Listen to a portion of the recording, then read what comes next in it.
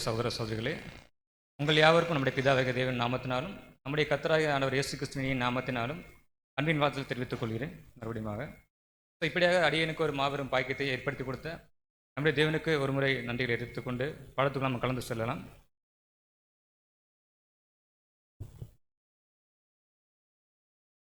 பாடத்தின் தலைப்பு சொன்ன மாதிரி மேகஸ்தம்பமும் அக்னிஸ்தம்பமும். இந்த மேகஸ்தம்பம் அக்னிஸ்தம்பம் நமக்கு கேட்ட உடனே நமக்கு என்ன மைண்டில் வரும்னா, நம்மளை அந்த காட்சி எங்கே எடுத்துகிட்டு போகும்னா, யாத்திராகமத்தில் நம்ம பிதாவாகிய தேவன் அவருடைய சொந்த ஜனங்களை, இஸ்ரேல் ஜனங்களை அடிமையில் எகிப்திலே அடிமையாக இருந்தவங்களை அவங்களுடைய வாக்குத்தத்தம் பண்ண கானான் தேசத்துக்கு எடுத்துகிட்டு போனார் இல்லையா. அந்த 40 இயர்ஸ் 40 வருஷம் அவங்க கூட ட்ராவல் பண்ண ஒரு மிக மகத்தான ஒரு இயற்கைக்கு அப்பாற்பட்ட பெரிய ஒரு ஸ்தம்பத்தை பற்றி அன்றைக்கி பாடம் படிக்க போகிறோம். இந்த பாடத்தில் ஃபஸ்ட்டு இந்த ஸ்தம்பம்னா என்னென்னு ஃபஸ்ட்டு பார்க்க போகிறோம். இந்த பாடத்தில் அந்த ஸ்தம்பம் என்ன பர்பஸ்க்காண்டி அவங்களுக்கு கொடுக்கப்பட்டது அப்படின்னு பார்க்க போகிறோம். இதில் நிழல் பொருள் அந்த அடிப்பில் இந்த படத்தை பார்க்க போகிறோம். இதில் நமக்கு என்ன படிப்பனை அப்படிங்கிறது இந்த படத்தில் நம்ம மொத்தமாக பார்க்க போகிறோம். நம்ம எல்லாம் ஒரு இமேஜினேஷன் பண்ணி வச்சுருப்போம் இல்லையா. மேகஸ்தம்பம் அக்னிஸ்தம்பம்னே நமக்கு ஒரு இமேஜினேஷன் இருக்கும் எல்லாருக்கும் இல்லைங்களா. நம்ம ஒரு லிமிட் பண்ணியிருப்போம். இந்த மாதிரி இருக்கலாம் அப்படி நம்ம கற்பனை ஒவ்வொருத்தரும் பண்ணி வச்சுருப்போம். இதுவும் கற்பனைக்காக மாத்திரமே. அதுக்கு முன்னாடி இந்த மேகஸ்தம்பம் அக்னிஸ்தம்பங்கிறது ஒரே ஒரு ஏற்பாடுங்களா இல்லைன்னா தனித்தனியான ஸ்தம்பங்களா அப்படின்னு ஒரு கேள்வி கேட்டால் என்ன நம்ம சொல்லலாம்? தனித்தனி அப்படின்னு நினச்சிட்டு இருக்கோம். பட் அது இல்லை. என்னென்னு பார்த்தீங்கன்னா, பகலில் அது நமக்கு எப்படியா இருக்குன்னு பார்த்தீங்கன்னா, பகலில் நிலையில் கொடுக்கக்கூடிய ஒரு மேகமாக இருக்குது. நைட் அது எப்படி மாறிடும்னு பார்த்தீங்கன்னா, ஒரு வெளிச்சத்தை கொடுக்கக்கூடிய அக்னி ஸ்தம்பமாக மாறிடும். தேவன் ஒரு மகத்தான பாதுகாப்பை இஸ்ரேல் ஜனங்களுக்கு கொடுத்துருக்கிறார். இது டூயல் ரோலை அதாவது ஒரே ஒரு இடத்துல ஒன்று தான் ப்ளே பண்ணோம். பட் பகலில் ஒரு மாதிரியும் இரவில் ஒரு மாதிரியும் அது ப்ளே பண்ணது. இது பார்க்குறதுக்கு எப்படி இருக்குமாமா, இந்த மாதிரி இருக்கலாம் கற்பனைக்காக. அடிப்பகுதி பார்த்தீங்கன்னா குறுகலாகவும், மேற்பகுதி போக போக ஒரு கொடை எப்படி விரிவாக இருக்கும். ஒரு நிழல் தரக்கூடிய ஒரு கொடை மாதிரி பார்த்தீங்கன்னா, இந்த மேகஸ்தம்பம் ஒட்டுமொத்த அந்த பாளையம் இறங்கின அந்த இஸ்ரேல் ஜனங்களுக்கு நிழல் தரக்கூடிய ஒரு அமைப்பாக அவங்களுக்கு காட்சி அளிச்சிருக்கலாம். இரவிலையும் பார்த்தீங்கன்னா இந்த மாதிரி கொழுந்து விட்டு எரியக்கூடிய ஒரு தீப்பந்தம் மாதிரி பார்த்தீங்கன்னா அவங்களுக்கு ஒரு வெளிச்சத்தை கொடுக்கக்கூடிய ஒரு அக்னிஸ்தம்பமும் அவங்களுக்கு செயல்பட்டுருக்கு. இது பார்க்குறதுக்கு எப்படி இருக்குன்னு பார்த்தீங்கன்னா, ஒரு ஃபேக்ட்ரியில் புகை வெளியில் போகும் பார்த்தீங்களா. அது போகும்போது இனிஷியலாக பார்த்தீங்கன்னா சிறுசாக இருக்கும் அதோட நுனிப்பகுதி, போகும்போது பெருசாக விரிவடைந்தே போகும். இந்த மாதிரி ஒரு தோட்டத்தை உடைய தான் இருக்குது ஒரு இமேஜினேஷனுக்காக. நம்ம கற்பனை பண்ணியிருக்கோம்.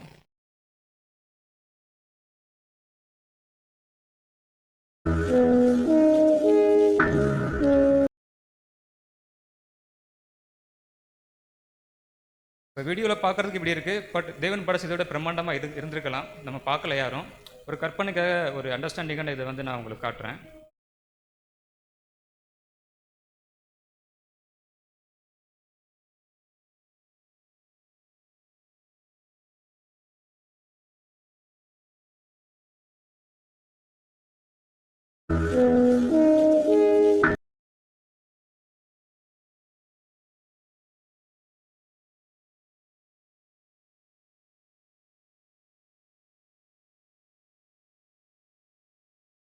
இந்த காட்சியை இஸ்ரேல் ஜனங்கள் முதல் ஒரு இடத்துல பார்த்துருப்பாங்க இல்லையா அந்த ஸ்தம்பத்தை.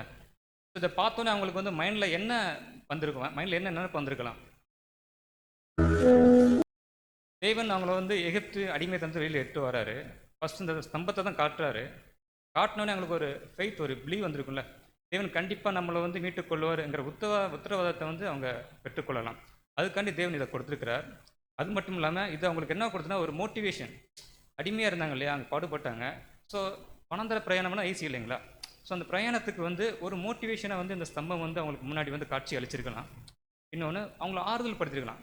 அவங்கள பாடுபட்டுருப்பாங்க. இதை பார்த்தோன்னே வெளிச்சத்தை பார்த்தா என்ன எப்படி இருக்கும், நமக்குன்னு ஒரு பவர் நமக்காண்டி இருக்குது அப்படிங்கிற சந்தோஷப்பட்டிருப்பாங்க இல்லையா. அந்த ஆறுதல் அடைஞ்சிருப்பாங்க. மறுபக்கத்தில் இன்னொரு பக்கத்தில் பார்த்தீங்கன்னா எகிப்தியர்களை பார்க்கலாம். எகிப்தியர்களுக்கு இதை எப்படி பார்க்க தெரிஞ்சிருக்கும். எப்போ எக்ஸாக்டாக எப்போன்னா, செங்கடலில் மக்கள் போகிறாங்க. பார்வோனும் போகிறாரு. பார்வோனோட படைகள் பின்னாடி போகுது. 2 பேரும் மீட் பண்ணுவாங்க. அப்போ தான் பார்த்தீங்கன்னா அந்த ஸ்தம்பம் முன்னாடி போயிட்டு இருக்க ஸ்தம்பம் பார்த்தீங்கன்னா பின்னாடி வரும். அப்போது தான் பார்வோன் அதை முழுசாக பார்த்துருப்பாரு. சேனையும் பார்த்துருக்கோம். அவங்க இதை எப்படி பார்த்துருப்பாங்க, ஒரு வியப்பாக ஒரு பயம் திகில் உண்டாயிருக்கும்ல. தேவன் இந்த டூலை எதுக்கு பயன்படுத்தினார்னா, இஸ்ரேல் ஜனங்களை வழி நடத்தணும், ஒரு ப்ரொடக்ஷன் கொடுக்கணும். அது மட்டும் இல்லாமல் தன்னோட எதிரிகளை வந்து அழிக்கணும், பயமுறுத்தணும் அப்படிங்கிற ஒரு நோக்கத்தோடு தான் தேவன் வந்து அவங்களுக்கு இதை கொடுத்துருக்கிறார். இதே ஸ்ட்ராட்டஜி, இதே டாக்டிக்ஸ், இதே தந்திரத்தை வந்து சரித்திரத்தில் ஒரு ராஜாவும் யூஸ் பண்ணியிருக்கிறாரு. ஏதாவது ஐடியா, எதாவது கெஸிங் இருக்குதுங்களா? அவரை பற்றி நம்ம தானியேல் தீர்க்கதரிசன புஸ்தகத்தில் கூட இருக்குது. 4 படைத்தளபதிகளை உடையவர், ரொம்ப ஃபாஸ்ட்டாக நாடுகளை பிடிப்பார். Alexander great. அவர் என்ன பண்ணுவாராமா, எதிரி நாட்டுக்கு விரோதமாக வந்து முகாமிட்டு இந்த மாதிரி பாளையம் இறங்கியிருப்பாருங்க இல்லையா. உங்களுக்கு பார்த்தீங்கன்னா தன் முகாமிட்டு அந்த இடத்துல பார்த்தீங்கன்னா சென்டரில் இந்த மாதிரி ஒரு எரியக்கூடிய நிறைய பொருட்களை போட்டு, ஒரு வெசலில் பார்த்தீங்கன்னா எரியக்கூடிய நிறைய பொருட்களை போட்டு, ஸோ அதை நைட்டு ஃபுல்லாக எரிய விட்டுருவாராம். ஓகே. ஸோ எதிரி நாடுகள் வந்து பார்க்கும் பொழுது இவங்க எப்போதுமே ஒரு அலர்ட்டாக இருக்க மாதிரி ஒரு பிம்பத்தை வந்து கிரியேட் பண்ணிவிடுவாங்க. அது மட்டும் இல்லாமல் பகல் என்ன பண்ணுவாங்கன்னா, வெள்ளை கலர் இந்த மேகம் மாதிரி துணிகள், இந்த மாதிரி கொடிகளை பார்த்தீங்கன்னா ஸோ நிறைய தொங்க விட்டுருப்பாங்களாம். ஸோ பகல்லே அவங்க எப்போவுமே அலர்ட்டாக இருக்க மாதிரி ஒரு தோட்டத்தை வந்து பிம்பத்தை வந்து கிரியேட் பண்ணி வச்சுருப்பாங்களாம். இதனால் எதிரி நாடுகள் வந்து பயந்துக்கிட்டு ஸோ அவங்க போரிட கொஞ்சம் பயப்படுவாங்க. ஸோ அந்த மாதிரி டாக்டிக்ஸை யார் யூஸ் பண்ணியிருக்காங்கன்னா, அலெக்சாண்டரும் தேவன் யூஸ் பண்ண இதே அந்த ஸ்ட்ராட்டஜியை வந்து தெரிஞ்சோ தெரியாமல் யூஸ் பண்ணியிருக்காருங்கிறத பார்க்குறோம். நம்ம பார்க்கலாம். இந்த ஸ்தம்பம் முதல் அவங்களுக்கு எங்கே எப்போ காட்சி அளித்ததுன்னு பார்த்தீங்கன்னா, நான் மார்க் பண்ணி காட்டுறேன்.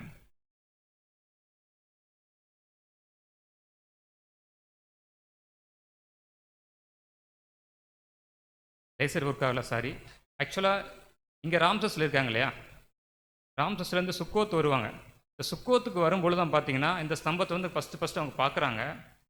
ஆனால் இந்த ஸ்தம்பம் பார்த்தீங்கன்னா இதை வந்து அந்த பெண்ட் ஆயிரும் பாருங்க. இது ஸ்ட்ரெயிட்டாக ஏதாமில் இருந்து ஸ்ட்ரெயிட்டாக வந்திருக்கலாம் ஃபுல்லாகவே. இப்படி ஏன் பார்த்தீங்கன்னா பில்லர் வந்து அவங்கள இந்த இடத்துல ஒரு பெண்ட் பண்ணி ஒரு டைவெர்ட் பண்ணிவிடும். டைவெர்ட் பண்ணி இந்த கடல் வழியாக வழி நடந்துட்டு வரும். ஸோ இதுவரை பார்த்தீங்கன்னா இந்த பில்லர் பார்த்தீங்கன்னா இந்த ஸ்தம்பம் எங்கேயுமே ஒரு இடத்துல வந்து அமராது. தட் மீன்ஸ் என்னென்னா ஒரு ஆப்ஜெக்ட் மேலே உட்காராது. ஸோ அது ட்ராவல் ஆகிக்கிட்டே இருக்கும். எப்படின்னா இஸ்ரேல் ஜனங்கள் போகிறாங்கன்னா அவங்களுக்கு முன்னாடி இது வந்து ஒரு லீடர் மாதிரி போய்கிட்டே இருக்கும். ஆனால் எந்த ஒரு ஆப்ஜெக்ட் மேலே உட்காராதுன்னு பார்க்குறோம். ஸோ எப்போ வந்து ஒரு ஆப்ஜெக்ட் வந்து தேர்ந்தெடுக்குன்னு பார்த்தீங்கன்னா, இங்கே பாருங்கள், இந்த சீனாய் மலை இருக்கு இல்லையா, இங்கே வந்து தேவன் கட்டளைகள் கொடுக்குறார், உடன்படிக்கை கொடுக்குறார். அதுக்கப்புறம் மோசே வந்து அவருடைய இதன்படி பார்த்தீங்கன்னா ஆசரிப்பு கூடத்தை ஏற்படுத்துறாருங்களா. அப்போ தான் ஃபஸ்ட்டு பார்த்தீங்கன்னா அந்த ஸ்தம்பத்துக்குன்னு ஒரு ஸ்டாண்டர்டான ஒரு ரெஸ்டிங் பிளேஸ் சொல்லுவாங்க இல்லையா, ரெஸ்டிங் பிளேஸ் வந்து உண்டாகுது. வாசிக்கலாம் சகோதரி. யாத்திராகமம் 40ஆம் அதிகாரம் 35ஆம் வசனம். யாத்ராகமம் 40ஆம் அதிகாரம் 35ஆம் வசனம். மேகம் அதன் மேல் தங்கி கர்த்தருடைய மகிமை வாசஸ்தலத்தை நிரப்பினதால் மோசே ஆசரிப்பு கூடாரத்திற்குள் பிரவேசிக்க கூடாமல் இருந்தது. ஆக்சுவலாக இது எப்போ நடக்குன்னா, கரெக்டாக 1 இயர். ஸோ முதல் வருஷத்தில் ஃபார் எக்ஸாம்பிள் முதல் வாட்டி வந்தாங்க இல்லையா, அந்த சுக்கோத்துலேருந்து புறப்பட்ட நாள் பார்த்தீங்கன்னா ஆபிப் மாதம், ஈசன் மாதம் 14ஆம் தேதி அங்கேருந்து கிளம்புறாங்க. கிட்டத்தட்ட 1 இயர் கரெக்டாக இந்த சீனாயின் மலை வந்து அடைய ஆகுது. அதில் பார்த்தீங்கன்னா ஃபஸ்ட்டு மந்தில் பார்த்தீங்கன்னா இந்த ஆசரிப்பு கூடத்தை ஸ்தாபிக்கிறாங்க. ஸோ அப்போது தான் பார்த்தீங்கன்னா இந்த ஸ்தம்பம் பார்த்தீங்கன்னா அதுக்குன்னு ஒரு பிளேஸை வந்து தேர்ந்தெடுக்குது.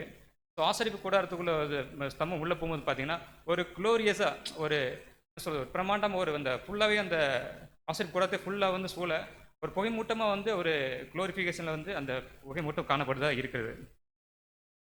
ஸோ இந்த மேகஸ்தம்பம் அக்னிஸ்தம்பம் யாரை அடையாளப்படுத்தும் பார்த்தீங்கன்னா, தி ஏஞ்சல் ஆஃப் காட், தேவதூதை அடையாளப்படுத்தும். நம்முடைய மிகாவேல் லோகாசந்தருங்களா, அவர் அடையாளப்படுத்ததாக இருக்குது அப்படிங்கிறத பார்க்குறோம். எப்படின்னு பார்க்கலாம். வாசிக்கலாம். யாத்திராகமம் 14ஆம் அதிகாரம் 19ஆம் வசனம். யாத்ராகமம் 14ஆம் அதிகாரம் 19ஆம் வசனம். அப்பொழுது இஸ்ரவேலின் சேனைக்கு முன்னாக நடந்த தேவதூதரானவர் விலகி அவர்களுக்கு பின்னாக நடந்தார். அவர்களுக்கு முன் இருந்த மேக ஸ்தம்பமும் விலகி அவர்கள் பின்னே நின்றது. ஸோ இந்த இடத்துல நம்ம தெளிவாக பார்க்கலாம். இஸ்ரேல் ஜனம் முன்னாடி நடந்து போயிட்டே இருக்காங்க. அவங்கள லீட் பண்ணது பார்த்தா இந்த ஸ்தம்பம் தான். ஒரு கட்டத்தில் பார்த்தீங்கன்னா ஸ்தம்பம் வந்து பின்னாடி வருது. பின்னாடி வர்றதுக்கு காரணம் என்னென்னு பார்த்தீங்கன்னா, பின்னாடி எகிப்தின் சேனை வருது. ஸோ இந்த ஸ்தம்பம் எங்கெங்கே போகுதோ சாரி ஆண்டவர் தேவதூதர் வந்து மேலே இருக்காரு இல்லைங்களா, மேலேருந்து பின்னோக்கி போகிறாரு. ஆண்டவர் தேவதூதர் எங்கெங்கே போகிறாரோ அங்கேயும் பார்த்தீங்கன்னா இந்த ஸ்தம்பம் பின்னோக்கி வருது. ஸோ இதோட கண்ட்ரோல் யார்கிட்ட இருக்குன்னு பார்த்தீங்கன்னா தேவதூதர்கிட்ட இந்த கண்ட்ரோல் இருக்குது. ஸோ இதை எதை அடையாளப்படுத்துதுன்னு பார்த்தீங்கன்னா, இந்த தேவதூதரை அடையாளப்படுத்தக்கூடியதாக இருக்குது. எப்படின்னா 2 பேரையும் செப்பரேட் பண்ண முடியாதனால அது ஒரு ஊடகமாக வந்து இந்த தேவதூதரை யூஸ் பண்ணுறாங்கன்னு பார்க்குறோம். வாசியங்கள் சகோதரி. யாத்திராகமம் 13ஆம் அதிகாரம் 21ஆம் வசனம். யாத்ராகமம் 13ஆம் அதிகாரம் 21ஆம் வசனம். அவர்கள் இரவும் பகலும் வழிநடக்க கூடும்படிக்கு கர்த்தர் பகலில் அவர்களை வழிநடத்தி மேகஸ்தம்பத்திலும் இரவில் அவர்களுக்கு வெளிச்சம் காட்ட அக்கினி ஸ்தம்பத்திலும் அவர்களுக்கு முன் சென்றார். ஸோ இவங்களுக்கு பார்த்தீங்கன்னா இந்த ஸ்தம்பத்தோட பர்பஸ் நம்ம ஆல்ரெடி பார்த்துட்டோம். பகலில் வந்து பார்த்தீங்கன்னா முற்றிலுமாக எல்லா பாளையத்துக்குமே மேலே பார்த்து நல்ல ஒரு கொடை மாதிரி பார்த்தீங்கன்னா ஒரு நிழலை வந்து இந்த ஸ்தம்பமானது ஜனங்களுக்கு ஒரு ப்ரொடக்ஷனை கொடுத்துருக்குது. இரவிலையும் பார்த்தீங்கன்னா அந்த கொழுந்து விட்டு எரிகிற ஒரு ஒரு நெருப்பு, ஒரு கொழுந்து விட்டு எரிகிற ஒரு தீ மாதிரி பார்த்தீங்கன்னா சுற்றிலும் பார்த்தீங்கன்னா ஒரு வெளிச்சத்தை கொடுக்கக்கூடிய ஒரு காரியமாக இந்த ஸ்தம்பம் வந்து அவங்களுக்கு செயல்பட்டு இருக்கு அப்படிங்கிறத பார்க்க முடியுது. இரண்டாவதாக இது எதுவாக செயல்பட்டுருக்கு பார்த்தீங்கன்னா தேவனுடைய சிங்காசனமாக செயல்படுதுன்னு பார்க்குறோம். எப்படின்னு பார்க்கலாம். வாசிக்கலாம். சங்கீதம் 80ஆம் அதிகாரம் 1ஆம் வசனம். 80ஆம் சங்கீதம் 1ஆம் வசனம். இஸ்ரவேலின் மேய்ப்பரே, யோசேப்பை ஆட்டு மந்தையைப் போல் நடத்துகிறவரே, செவி கொடும். கேருபீன்கள் மத்தியில் வாசம் பண்ணுகிறவரே, பிரகாசியும். ஆக்சுவலாக இந்த ஸ்தம்பத்தை வந்து எல்லாரையும் பார்க்க முடியும். ஏன்னா அது வெளியரமாக வந்து எல்லாரும் காட்சியளிக்கக்கூடிய ஒரு விஷயமா இருக்குது. அது பகலில் இப்படி தான் இருக்குமாமானா, பகலில் வந்து மேகமாக இருக்கும், நைட்டு வந்து அக்னியாக மாறும். ஆனால் இந்த இடத்துல பார்க்குறோம் பார்த்தீங்களா, கேருபீன்கள் மத்தியில் வாசம் பண்ணுகிறவரே பிரகாசியும். ஸோ ஆசரிப்பு கூடாரத்தில் மகா பரிசுத்த ஸ்தலத்தில் இருக்கக்கூடிய அந்த உடன்படிக்கை பெட்டி இருக்குது பார்த்தீங்களா, உடன்படிக்கை பெட்டியில் பார்த்தீங்கன்னா அது 2 கேருபீன்கள், தங்கத்தினால் செய்யப்பட்ட 2 கேருபீன்கள் இருக்கும். அதோட சென்டரில் பார்த்தீங்கன்னா இந்த மாதிரி ஒரு ஒளிரக்கூடிய ஒரு சுடர். இது பார்த்தீங்கன்னா ஒரு நெருப்பு மாதிரி இல்லை, இந்த லைட் இருக்குது பார்த்தீங்கன்னா லைட்டு மாதிரி இருக்கும். ஸோ இது வந்து பற்றாது, ஒரு லைட்டு மாதிரி இருக்கும். அறிவியல் ஆராய்ச்சியில் இது என்ன சொல்கிறாங்கன்னா, இந்த மேகஸ்தம்பம் இருக்குது இல்லைங்களா, மேகஸ்தம்பம் வந்து திரைக்கு மேலே இருக்குது. அந்த மேகஸ்தம்பத்தில் உள்ள எலக்ட்ரிக்கல் பவர்னால இந்த தங்கத்து பிளேட்டில் பட்டு ஒரு வேதியியல் மாற்றத்து மூலமாக இந்த ஒளி உண்டாயிருக்கலாம் அப்படின்னு சொல்கிறாங்க. பட் இந்த ஒளி பார்த்தீங்கன்னா எப்பயுமே மாறாது. பில்லரோட அமைப்பு மாறும், ஒரு அக்னியாக இருக்கலாம், மேகமாக மாறலாம். ஆனால் இந்த ஒளி எப்பயுமே மாறாமல் இருக்குது. இதை எதை குறிக்கனா, மாறாத தேவனை குறிக்கக்கூடியதாக இருக்குது. அதனால் கேருபீன்கள் மத்தியில் வாசம் செய்கிறவரே பிரகாசிங்கிற அந்த வசனம் வந்து நமக்கு சுட்டி காட்டக்கூடியதாக இருக்குது. ஓகே, இப்போ வந்து பார்த்தீங்கன்னா இந்த மேகஸ்தம்பம் வந்து அந்த ஆசிரிப்பு கூடத்தை விட்டு எலும்பு பார்த்தீங்களா, அப்போ ஜனங்கள் என்ன புரிஞ்சுக்குவாங்களாமா, ஸோ நம்ம நகரக்கூடிய வேலை வந்துடுச்சு அப்படின்னு புரிஞ்சுக்குவாங்களாம். ஸோ ஆசாரிகள் என்ன பண்ணுவாங்கன்னா, அந்த பனிமுட்டுக்கெல்லாம் இருக்குல்ல ஆசாரிப்பு கூடாரத்தில், எல்லாத்தையும் எடுத்துக்கிட்டு இந்த மாதிரி சோழரில் சுமந்துட்டு போவாங்க. அப்போது பார்த்தீங்கன்னா இந்த செக்கினா, ஆக்சுவலாக இந்த சுடருக்கு என்ன பேருன்னு பார்த்தீங்கன்னா ஷெக்கினான்னு சொல்லுவாங்க. இந்த ஷெக்கினா பார்த்தீங்கன்னா அதுக்கு முன்னாடி என்ன பண்ணியிருக்குமானா, யார் கண்ணுக்கு புலப்படாமல் அந்த மேகத்து மேலே ஏறி போயிருக்குன்னு சொல்லுவாங்க. ஸோ அகெயின் இவங்க வந்து இந்த மாதிரி ஸ்தாபிச்சிருப்பாங்க இல்லையா, ஆசிரியர் கூட இந்த இடத்துல ஸ்தாபிக்கும் பொழுது இந்த செக்கினாவானது மேலேருந்து கீழ் நோக்கி இறங்கி ஸோ இந்த மாதிரி வந்து அந்த உடன்படிக்கை பெட்டிக்கு சென்டரில் வந்து இந்த மாதிரி ஒரு குளிரக்கூடிய ஒரு மகிமையான ஒரு ஒளியாக வந்து இருக்குது. இது யார் மட்டும் தான் பார்த்துருக்க கூடும். சாரி, மோசே பார்த்துருப்பாரு சரிங்களா, ஸோ மற்ற ஜனங்கள் பார்த்துருப்பாங்கன்னா இல்லை. ஸோ இது மூன்றாவதாக என்னவாக இருந்திருக்கு, ஒரு கைடாக இருந்திருக்கு, ஒரு வழிகாட்டியாக இருந்திருக்கு, ஒரு மேப்பாக இருந்திருக்குது. சங்கீதம் 107ஆம் அதிகாரம் 7ஆம் வசனம். 7ஆம் சங்கீதம் 7ஆம் வசனம். தாபரிக்கும் ஊருக்கு போய் சேர அவர்களை செவ்வையான வழியிலே நடத்தினார். ஸோ இந்த ஸ்தம்பம் எங்கெங்கெல்லாம் போகுதோ அங்கெல்லாம் இஸ்ரேலில் பார்த்தீங்கன்னா அதை ஃபாலோ பண்ணிகிட்டே போவாங்க அணியாக. எங்கே நிற்குதோ அங்கே ஒரு கூடாரம் அமைச்சு பாளையம் இறங்கி இருந்துடுவாங்க. ஸோ இது எதுவரையும் ரிப்பீட்டடாக நடந்துகிட்டே இருக்குன்னு பார்த்தீங்கன்னா, கானான் தேசம் அந்த ஜோர்தான் நதிக்கு இக்கரையில் அதுவரை இந்த ப்ராசஸ் தொடர்ச்சி நடந்துக்கிட்டே இருக்குது. யாத்திராகமம் 13ஆம் அதிகாரம் 17லேருந்து 18ஆம் வசனம் வரை.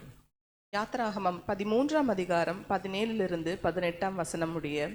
பார்வோன் ஜனங்களை போக விட்ட பின் ஜனங்கள் யுத்தத்தை கண்டால் மனமடிந்து எகிப்துக்கு திரும்புவார்கள் என்று சொல்லி பெலிஸ்தரின் தேச வழியாக போக சமீபமானாலும் தேவன் அவர்களை அந்த வழியாய் நடத்தாமல் சிவந்த சமுத்திரத்தின் வனாந்தர வழியாய் ஜனங்களை சுற்றி போக பண்ணினார். இஸ்ரவேலின் புத்திரர் எகிப்து தேசத்திலிருந்து அந்நியனாய் புறப்பட்டு போனார்கள். இதுதான் பார்த்தீங்கன்னா தேவன் வந்து வழி நடத்திட்டு வந்து அந்த வனாந்தர பிரயாணம். இதில் பார்த்தீங்கன்னா ஒரு ஷார்ட்டஸ்ட் ரூட் ஒன்று இருக்கும், நான் காட்டுறேன், இதற்கு பாருங்கள். ஸோ இது என்ன சொல்லுவாங்கன்னா கோஸ்டல் ரூட், கடல் வழி பயணம். இங்கேருந்து கானானுக்கு ஈஸியாக போயிடலாம். ஆனால் தேவன் அனுமதித்த வழி என்னன்னு பார்த்தீங்கன்னா, இந்த மாதிரி ஒரு டர்ன் போட்டு 40 வருடம் சுற்றிக்கிட்டு தான் வரணும் அப்படின்னு தேவன் வந்து அவங்களுக்கு விதிச்சிருக்கிறார். ஸோ இதோட பின்னோக்கம் என்னென்னு பார்த்தீங்கன்னா, அதோட நோக்கம் என்னென்னு பார்த்தீங்கன்னா, இப்போ ஜனங்களை வந்து இந்த வழியில் அழைச்சிட்டு வந்தாருன்னா தேவன், இங்கே பார்த்தீங்கன்னா பின்னாடி பார்வோன் சேனை வரும். அது மட்டும் இல்லை, இந்த பக்கம் யார் இருக்கான்னு பார்த்தீங்கன்னா பெலிஸ்தீனியர்கள், பாலஸ்தீனில் இருக்கிறாங்க. ஸோ இப்போ தான் அவங்க வந்து ஒரு விடுதலை நோக்கத்தில் வராங்க. அவங்களுக்குள்ள ஃபெய்த் இந்த மூமெண்ட்டில் இதுவரை அவங்களுக்கு ஃபெய்த் அவங்களுக்குள்ள இருக்கான்னு கேட்டால் விசுவாசம் யாருக்குமே இல்லை. ஏன்னா அவங்களுக்கு தேவனை பற்றி முழுமையாக தெரியாது இல்லைங்களா? ஸோ தேவன் அதனால தான் என்னென்னு பார்த்தீங்கன்னா, இவங்க இந்த வழி வந்தாங்கன்னா பெலிஸ்தீனோடு சண்டை போட நேரிடும், இவங்களுக்கு விசுவாச குறைச்சல் இருக்கும், இதனால் இவங்க சண்டையில் தோல்வி அடையலாம். இன்னொரு பக்கம் பின்னாடி எகிப்தியர்களும் வராங்க, இவங்க போடும்போது என்ன ஆகலாம் பார்த்தோன்னா இவங்க மாண்டு போவதற்கான சான்சஸ் இருக்குது, பயப்படுவாங்கன்னு அவருக்கு தெரியும். காப்பாற்றுவார், பட் இருந்தாலும் வந்து பார்த்தீங்கன்னா இவங்கள வச்சு தான் தேவனை ஜெயிக்கணும்னு பார்க்குறாரு இல்லைங்களா? தேவன் நடந்து செய்ய வல்லவராக இருக்கிறாரு. பட் இவங்கிட்ட அந்த விசுவாசங்கிற அது மட்டும் கொடுத்துட்டாங்கன்னா இவர் ஜெயத்தை தர வல்லவராக இருக்கிறாரு. ஸோ அதனால தான் தேவன் வந்து இந்த ரூட்டை சூஸ் பண்ணுறாரு அப்படிங்கிறத பார்க்குறோம். யாத்திராகமம் 13ஆம் அதிகாரம் 20ஆம் வசனத்திலிருந்து 22ஆம் வசனம் வரை. யாத்ராகமம் 13ஆம் அதிகாரம் 20 22 வசனம் முடிய. அவர்கள் சுக்கோத்திலிருந்து பிரயாணப்பட்டு வனாந்தரத்தின் ஓரமாய் எத்தோமிலே பாளையம் இறங்கினார்கள். அவர்கள் இரவும் பகலும் வழிநடக்க கூடும்படிக்கு கர்த்தர் பகலில் அவர்களுக்கு வழிநடத்த மேகஸ்தம்பத்திலும் இரவில் அவர்களுக்கு வெளிச்சம் காட்ட அக்னி ஸ்தம்பத்திலும் அவர்களுக்கு முன் சென்றார். பகலில் மேகஸ்தம்பமும் இரவில் அக்னி ஸ்தம்பமும் ஜனங்களிடத்திலிருந்து விலகி போகவில்லை. ஸோ நம்ம பார்க்கலாம் அந்த மேப்பில். ஸோ சுக்கோத்திலேருந்து வராங்க. முதல்ல சுக்கோத்தில் வந்ததுக்கப்புறம் ஏத்தோம் வராங்க. ஏத்தோமில் வந்து பார்த்தீங்கன்னா ஸ்ட்ரெயிட்டாக வந்து அவங்க வந்திருக்கலாம் இல்லையா? டேரெக்டாக வந்து சீனாய்க்கு வந்திருக்கலாம். நல்லா பார்த்தீங்கன்னா அவங்க வழி இருக்குது. ஆனால் தேவன் எப்படி அனுமதிக்கிறாருன்னா ஏதோம்லேருந்து ஒரு யூட்டன் அடிக்க சொல்கிறாரு. மிக்தாவில் வந்து தான் பார்த்தீங்கன்னா அங்கேருந்து தான் வந்து இந்த செங்கடல் கடக்க முடியும். இந்த மேகஸ்தம்பமானது அவங்கள இந்த வழியில் தான் நடத்திட்டு வருது. ஸோ மேகஸ்தம்பம் அவங்களுக்கு தவறான வழியில் நடத்துச்சானா பார்க்கலாம். ஸோ ஜனங்களுக்கு ஒரு மிகப்பெரிய ஒரு ஆச்சரியம் காத்துட்ருக்கு. அவங்க சந்தோஷம் வந்துட்டு இருப்பாங்க. ஸோ இந்த பாதையை பார்த்து அவங்களுக்கு தெரியும், 2 பக்கம் மலை, ஒரு சின்ன ஒரு கோடு இருக்குது பாருங்கள், இதுதான் பார்த்தீங்கன்னா வழி. ஸோ 2 பக்கம் மலை வந்துகிட்டே இருக்காங்க. இங்கே பக்கம் பெரிய ஒரு சமுத்திரம் இருக்குது. ஸோ அவங்களுக்கு மனநிலை எப்படி இருக்கும்? இப்போ தான் விடுதலைன்னு கூப்பிட்டு வராரு தேவன். வந்த உடனே இப்படி ஒரு மிகப்பெரிய ட்விஸ்ட் வச்சிருக்கிறாரு சரிங்களா? ஸோ இங்கே தான் பார்த்தீங்கன்னா அவங்க சோதிக்கப்படுறாங்க. அன்புக்குரிய சகோதர சகோதரிகளே, சைடில் பார்க்குறாங்க, சைடில் மேலே ஏறி போக முடியாது, வழி இல்லை. ஆல்ரெடி அவங்க ஆல்மோஸ்ட் ரொம்ப கடல் கால்நடை வந்திருப்பாங்க. அவங்களால வந்து எனர்ஜி அவங்களுக்கு கண்டிப்பாக இருந்திருக்கு, டெஃபினட்டாக இருந்திருக்காது. இந்த மலைகளை அவங்கள ஏற முடியுமா? முடியாது. இந்த மாதிரி சூழ்நிலை தான் தேவன் அவங்களுக்கு ஏற்படுத்தி கொடுத்துருந்தார். வாசிங்க சகோதரி. யாத்திராகமம் 14 வசனங்கள் 13-14 வரை. யாத்ராகமம் 14ஆம் அதிகாரம் 13 14 வசனம் முடிய. அப்பொழுது மோசே ஜனங்களை நோக்கி, பயப்படாதிருங்கள், நீங்கள் நின்று கொண்டு இன்றைக்கு கர்த்தர் உங்களுக்கு செய்யும் இரட்சிப்பை பாருங்கள். இன்றைக்கு நீங்கள் காண்கிற எகிப்தியரை இனி என்றைக்கும் காண மாட்டீர்கள். கர்த்தர் உங்களுக்காக யுத்தம் பண்ணுவார், நீங்கள் சும்மா இருப்பீர்கள் என்றான். ஸோ இங்கே பார்த்தீங்கன்னா ஸ்தம்பம் வந்து வழி நடத்தின அந்த பாதை வந்து கரெக்டு தான். எதனாலன்னா ஸ்தம்பம் எதை நோக்கி வழி நடத்திருக்குன்னா, ஒரு சோதனைக்குள்ளாக இஸ்ரவேல் செல்லும் பொழுது அவங்களுக்குள்ள ஒரு விசுவாசம் ஏற்படும் இல்லையா? அது மூலமாக எகிப்தியர்களும் வந்து பார்த்தீங்கன்னா யார் தேவன் அவங்களும் அறிவாங்க. அப்படிங்கிறதுக்காண்டி தான் அந்த ஸ்தம்பம் வந்து அந்த பாதையில் வழி நடத்திருக்குங்கிறத பார்க்குறோம்.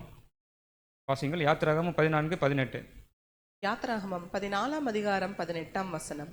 இப்படி நான் பார்வோனாலும் அவன் ரதங்களாலும் அவன் குதிரை வீரனாலும் மகிமைப்படுத்தும் போது நானே கர்த்தர் என்பதை எகிப்தியர் அறிவார்கள் என்றார். ஸோ முதல்ல வந்து தேவன் வந்து தான் யாரும் தன்னோட ஜனத்துக்கு தெரியப்படுத்துகிறாரு, எதிராளிக்கும் தெரியப்படுத்துகிறாரு. அவரோட வல்லமையை வந்து எதிராளிக்கும் காட்டாரு. ஸோ நம்ம சொல்லுவோம் இல்லையா, நான் யார் தெரியுமா அப்படிங்கிற மாதிரி தேவன் வந்து அவரோட சொந்த ஜனத்தை தொட்டாங்கன்னா அவங்களுக்கு யாருங்கிறத காட்டுறவராகவும் இருக்கிறாரு. ஸோ 4வது எப்படியாகவும் இருக்குது பார்த்தீங்கன்னா, ஒரு கேடயமாக இருக்குது அந்த மேகஸ்தம்பம் அவங்களுக்கு அப்படிங்க பார்க்கலாம். யாத்திராகம் 14-19 இது ஆல்ரெடி வாசித்த வசனம் தான். எப்படின்னா இந்த மூமெண்ட் எப்படின்னா, உள்ள கடல் வழியாக கடல் 2 பிளந்துருச்சு. ஸோ ஜனங்கள் நடந்து போயிட்டுருக்காங்க. முன்னாடி வந்து மேகஸ்தம்பம் போயிட்டுருக்கு. அப்போ வந்து அக்னியாக போகும், ஏன்னா அது நைட்டு. ஸோ இரவின் 4ஆம் ஜாமம். ஸோ அக்னியாக வந்து வெளிச்சத்தை கொடுத்து போயிட்டே இருக்குது. ஸோ பின்னாடி பார்வோன் வாரான். ஸோ பார்வோன் ராஜா வரும்பொழுது பார்த்தீங்கன்னா, ஸோ இந்த அக்னி ஸ்தம்பம் பார்த்தீங்கன்னா பின்னாடி வருது. ஸோ சடனாக பின்னாடி வந்து வாசிக்கலாம். யாத்ராகமம் 14ஆம் அதிகாரம் 20ஆம் வசனம். இது எகிப்தியரின் சேனையையும் இஸ்ரவேலரின் சேனையும் இரவு முழுதும் ஒன்றோடொன்று சேராதபடி அவைகளை நடுவில் வந்தது. எகிப்தியருக்கு அது மேகமும் அந்தகாரமுமாய் இருந்தது, இஸ்ரவேலருக்கோ அது இரவை வெளிச்சமாக்கிற்று. ஸோ இந்த இடத்துல தான் பார்த்தீங்கன்னா ஸ்தம்பம் வந்து டூயல் ரோலை ப்ளே பண்ணுது. எப்படின்னா 2 விதமாக செயல்படுது. மற்ற எல்லாத்தையும் எப்படி பார்த்தோம், ஒன்று வந்து மேகமாக இருக்கும், இல்லைன்னா அக்னியாக தான் இருக்கும். பட் இந்த இடத்துல பார்த்தீங்கன்னா மேகமாகவும் இருக்குது, அக்னியாகவும் இருக்குது. ஏன்னா அது இரவின் 4ஆம் ஜாமங்கும் பொழுது பார்த்தீங்கன்னா கண்டிப்பாக வெளிச்சம் தேவைப்படும். ஸோ அவங்களுக்கு வெளிச்சத்தை கொடுத்துருக்கு. இந்த பக்கம் அவங்களுக்கு பார்த்தீங்கன்னா எகிப்தியர்களுக்கு பார்த்தீங்கன்னா ஒரு இருள், ஒரு மரண இருள் மாதிரி இந்த இருளை கொடுத்து அவங்களுக்கு திகைப்பை உண்டாக்கக்கூடிய ஒரு பயமுறுத்தக்கூடிய ஒரு இதாக இருக்குது. இந்த மாதிரி இஸ்ரேல் சேனையும் பார்த்தீங்கன்னா எகிப்து சேனையும் ரெண்டும் ஒன்று ஒன்று சேராதபடிக்கு ஒரு ப்ரொடெக்ஷனை வந்து, ஒரு பாதுகாப்பு, ஒரு ஷீல்டை வந்து இந்த சம்பவம் வந்து அவங்களுக்கு செயல்பட்டிருக்கு. வாசிக்கலாம். உபாகமம் 1:30 30 வசனம். உபாகமம் 1ஆம் அதிகாரம் 30ஆம் வசனம். உங்களுக்கு முன் செல்லும் உங்களது தேவனாகிய கர்த்தர் தாமே எகிப்தில் உங்களோடிருந்து உங்கள் கண்களுக்கு முன்பாக செய்ததெல்லாவற்றையும் போலவும் வனாந்தரத்தில் செய்து வந்தது போலவும் உங்களுக்கு யுத்தம் பண்ணுவார். தேவன் ஒரு கான்ஃபிடன்ட் அங்கேயே கொடுக்குறார். ஸோ சொன்னாலே முன்னாடி. ஸோ ஏன் அவர் வந்து பெலிஸ்தியர் அந்த தேசத்துலேயே வழி நடத்தலைன்னா, அவங்க தேவன் யாருன்னு அவங்க விசுவாசிக்கணும். தேவனுடைய மகிமையை அவங்க பார்க்கணும்.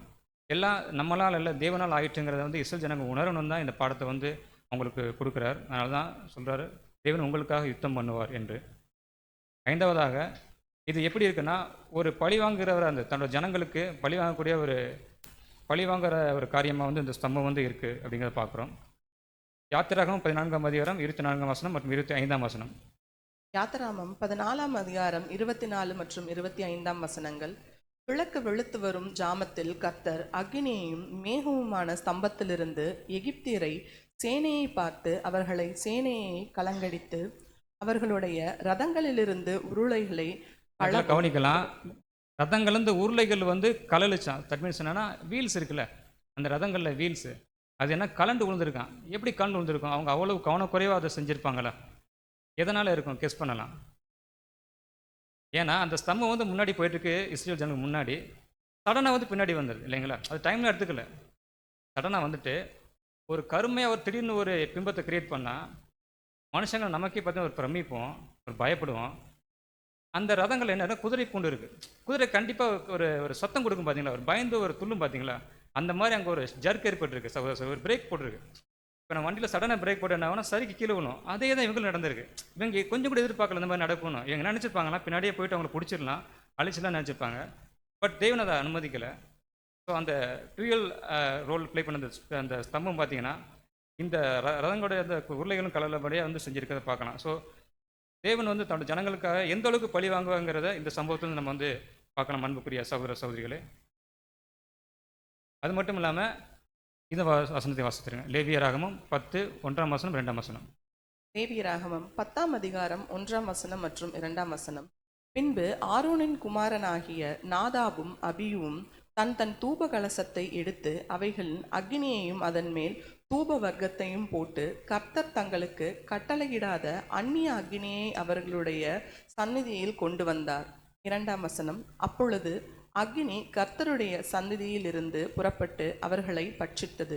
அவர்கள் கர்த்தருடைய சந்நிதியில் செத்தார்கள். இங்கே நல்லா பார்க்குறோம், தேவன் கற்பனை கட்டளையில் கொடுக்கிறார். பட் அதை மீறி அவங்க பிள்ளைங்க நடந்தாலுமே சரிதான், அவர் என்றைக்கும் மாறாதவராக இருக்கிறார். அந்த கட்டளையின்படி அவங்களுக்கு வந்து என்ன பண்ணுறாருன்னா அந்த தண்டனையை கொடுக்குறார். ஸோ இது யார் மூலம் கொடுக்குறா? அந்த அக்னி ஸ்தம்பம். அந்த அக்னியிலேருந்து ஒரு அக்னி வந்து புறப்பட்டு வந்து என்ன பண்ணுதுன்னு பார்த்தீங்கன்னா, இந்த ஆதாப் அபியும் அந்த நாதாப்பை வந்து அழிச்சு போடக்கூடிய விஷயமா இருக்குது. அது மட்டும் இன்னொரு சம்பவம் வாசிக்கலாம். என்னாகமம் 16ஆம் அதிகாரம் 35ஆம் வசனம். என்னாகமம் 16ஆம் அதிகாரம் 35ஆம் வசனம். அக்னி கர்த்தருடைய சந்நிதியிலிருந்து புறப்பட்டு தூபம் காட்டின 250 பேரையும் பட்சித்து போட்டது.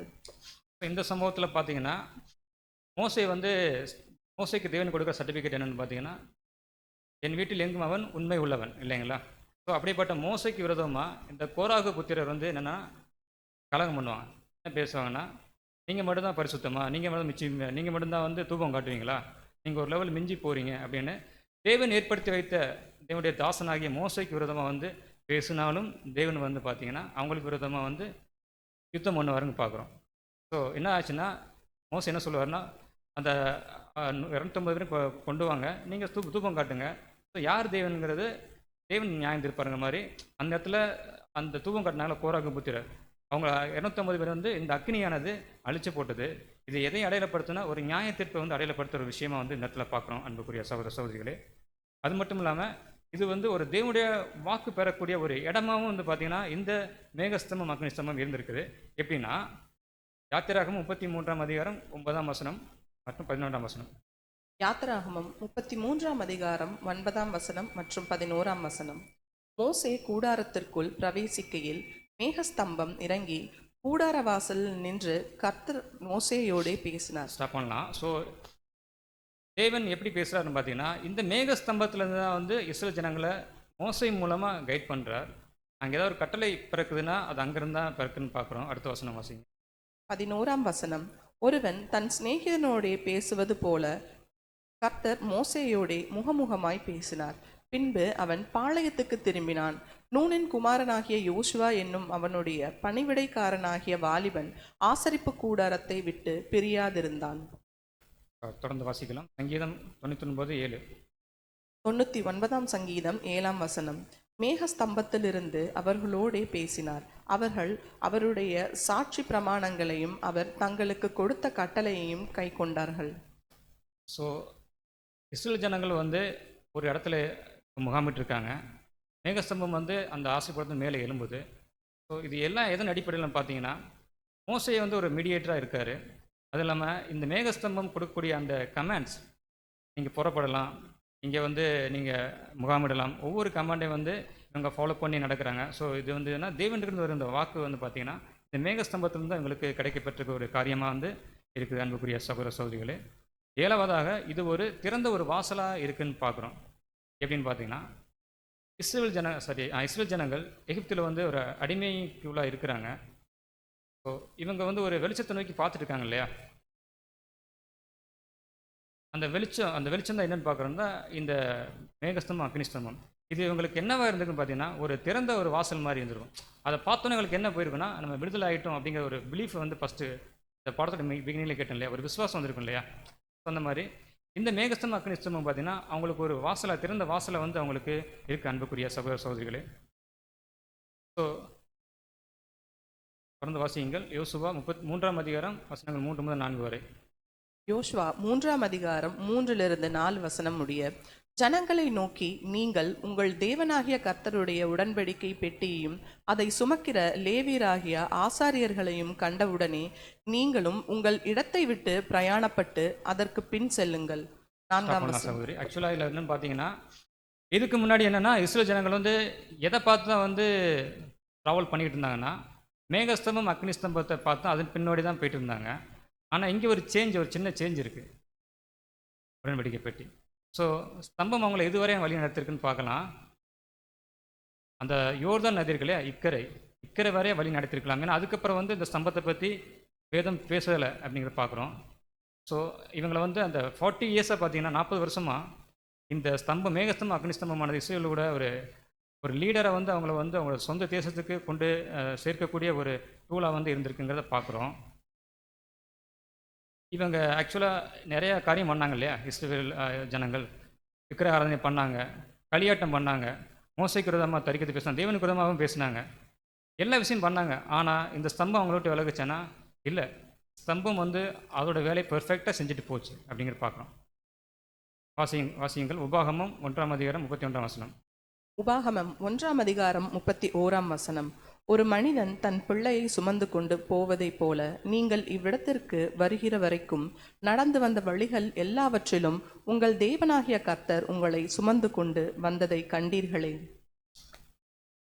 மிகப்பெரிய ஸ்லாக்கியத்தை பெற்றவங்க தான் பார்த்தீங்கன்னா இந்த இஸ்ரேல் ஜனங்கள். ஏன்னா அந்த மாதிரி தேவன் வந்து ஒரு அப்பா மாதிரி வந்து பார்த்தீங்கன்னா தன் பிள்ளையை சுமந்துட்டு போகிற மாதிரி அவங்கள தோலை சுமந்து கானான் தேசத்துக்கு அவங்கள வழி அனுப்பி கொண்டு போயிருக்கிறார். இதில் ஸ்தம்பம் வந்து என்னென்ன எப்படி செயல்படுச்சுன்னு ஒன்று வேணால் பார்த்துலாம், ஒரு ஹைலைட் மாதிரி. ஃபஸ்ட் என்ன வந்ததுன்னு பார்த்தோம், ஒரு தேவ தூதரை போல் இருந்தது. இரண்டாவதாக தேவனுடைய சிங்காசனமாக இருந்தது. மூன்றாவதாக ஒரு கைடு, ஒரு வழிகாட்டியாக இருந்தது. நான்காவதாக ஒரு ஷீல்டாக இருந்ததுன்னு பார்த்தோம் இல்லைங்களா. ஐந்தாவதாக ஒரு பழி வாங்குவராக அன் அவெஞ்சராக இருந்ததுன்னு பார்க்குறோம். ஆறாவதாக அன் ஆரக்கிள், ஒரு வாக்கு கொடுக்குற ஒரு ஸ்தலமாக அந்த மேகஸ்தம்பம் அக்னிஸ்தம்பம் இருந்தால் பார்க்குறோம். ஏழாவது பார்த்திங்கன்னா ஒரு திறந்த வாசலை வந்து அந்த மேகஸ்தம்பம் வந்து இஸ்ரேல் ஜனங்களுக்கு வந்து இருந்ததுன்னு பார்க்குறோம். ஸோ இது மாம்சீக இஸ்ரவேலர்களுக்கு நிழலில். ஆவிக்குரிய இஸ்ரவேலர் நமக்கு இந்த மாதிரியான விசுவலாக நம்ம பார்க்கக்கூடிய, கண்ணால் பார்க்கக்கூடிய மேகஸ்தம்பம் அக்னிஸ்தம்பம் நமக்கு இருக்குதுன்னு கேட்டால் என்ன சொல்லலாம்? இல்லை. ஆனால் நமக்கு ஸ்தம்பம் ஏதாவது இருக்கா?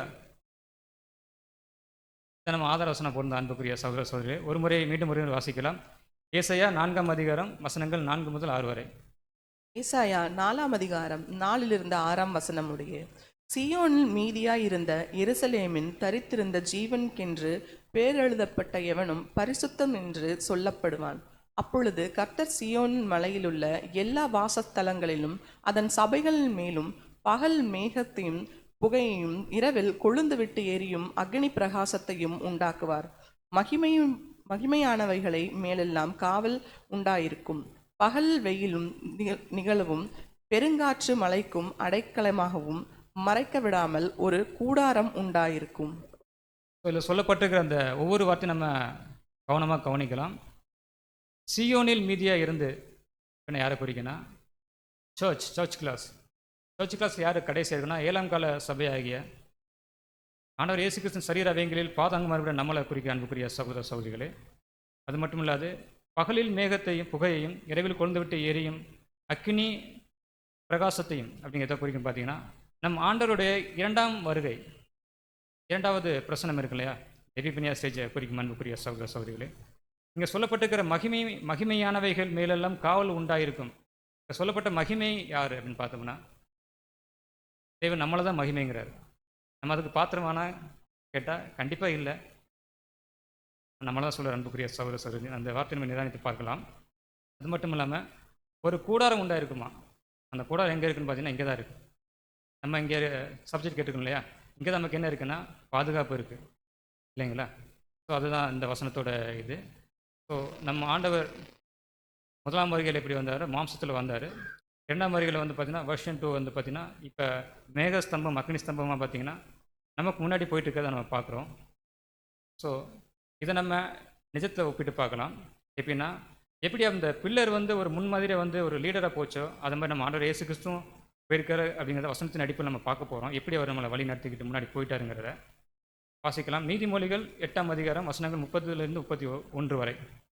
நீதிமொழிகள் 8ஆம் அதிகாரம் 30லிருந்து 31ஆம் வசனம் முடிய. நான் அவர் அருகே செல்ல பிள்ளையாய் இருந்தேன், நித்தம் அவருடைய மகிழ்ச்சியாய் இருந்து எப்பொழுதும் அவர் சமூகத்தில் பழி கூர்ந்தேன். அவருடைய பூவுலகத்தில் சந்தோஷப்பட்டு மனுமக்களுடைய மகிழ்ந்து கொண்டிருந்தேன்.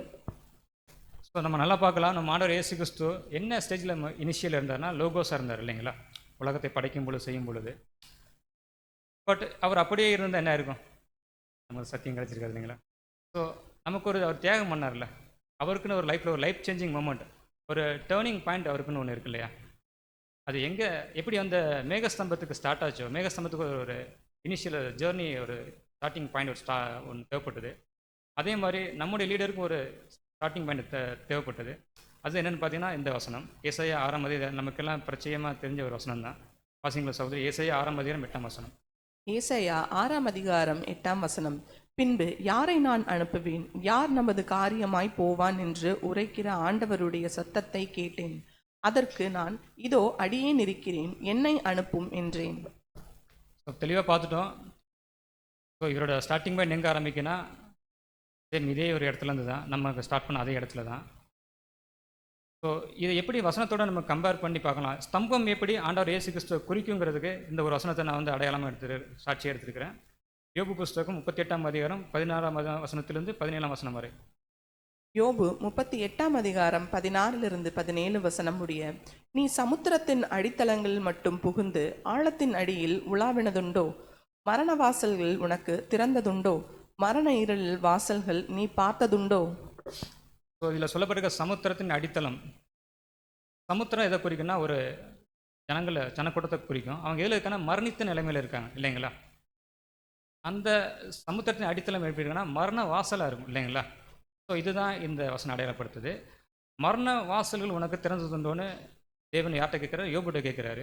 ஸோ இது யார் தான் மரண வாசல் திறந்ததுன்னு பார்த்தீங்கன்னா ஆண்டவர் இயேசு கிறிஸ்து இல்லைங்களா. அவர் தான் இருளின் வாசல்களை திறந்திருக்கிறாரு. ஸோ இது கரெக்டாக எக்ஸாக்டாக மேட்ச் ஆகும் அன்புக்குரிய சகோதர சகோதரிகளே. எப்படி அந்த சமுத்திரத்தை வந்து மோசே அந்த கோலை வச்சு அடிக்கும் பொழுது அந்த சமுத்திரம் ரெண்டாக பிரியும் பொழுது ஃபஸ்ட்டு பார்த்தீங்கன்னா முன்னாடி இருந்த போதுனா ஸ்தம்பம் தான் முன்னாடி போயிட்டு இருந்தது. இடையில தான் பார்த்தீங்கன்னா முன்னாடி இருந்த ஸ்தம்பம் வந்து அந்த எகிப்துக்கு அவர் பார்வோனுக்கும் அவரோட படைக்கு விரோதமாக வந்து யுத்தம் பண்ணதுக்கு பின்னாடி வந்து பார்க்குறோம்.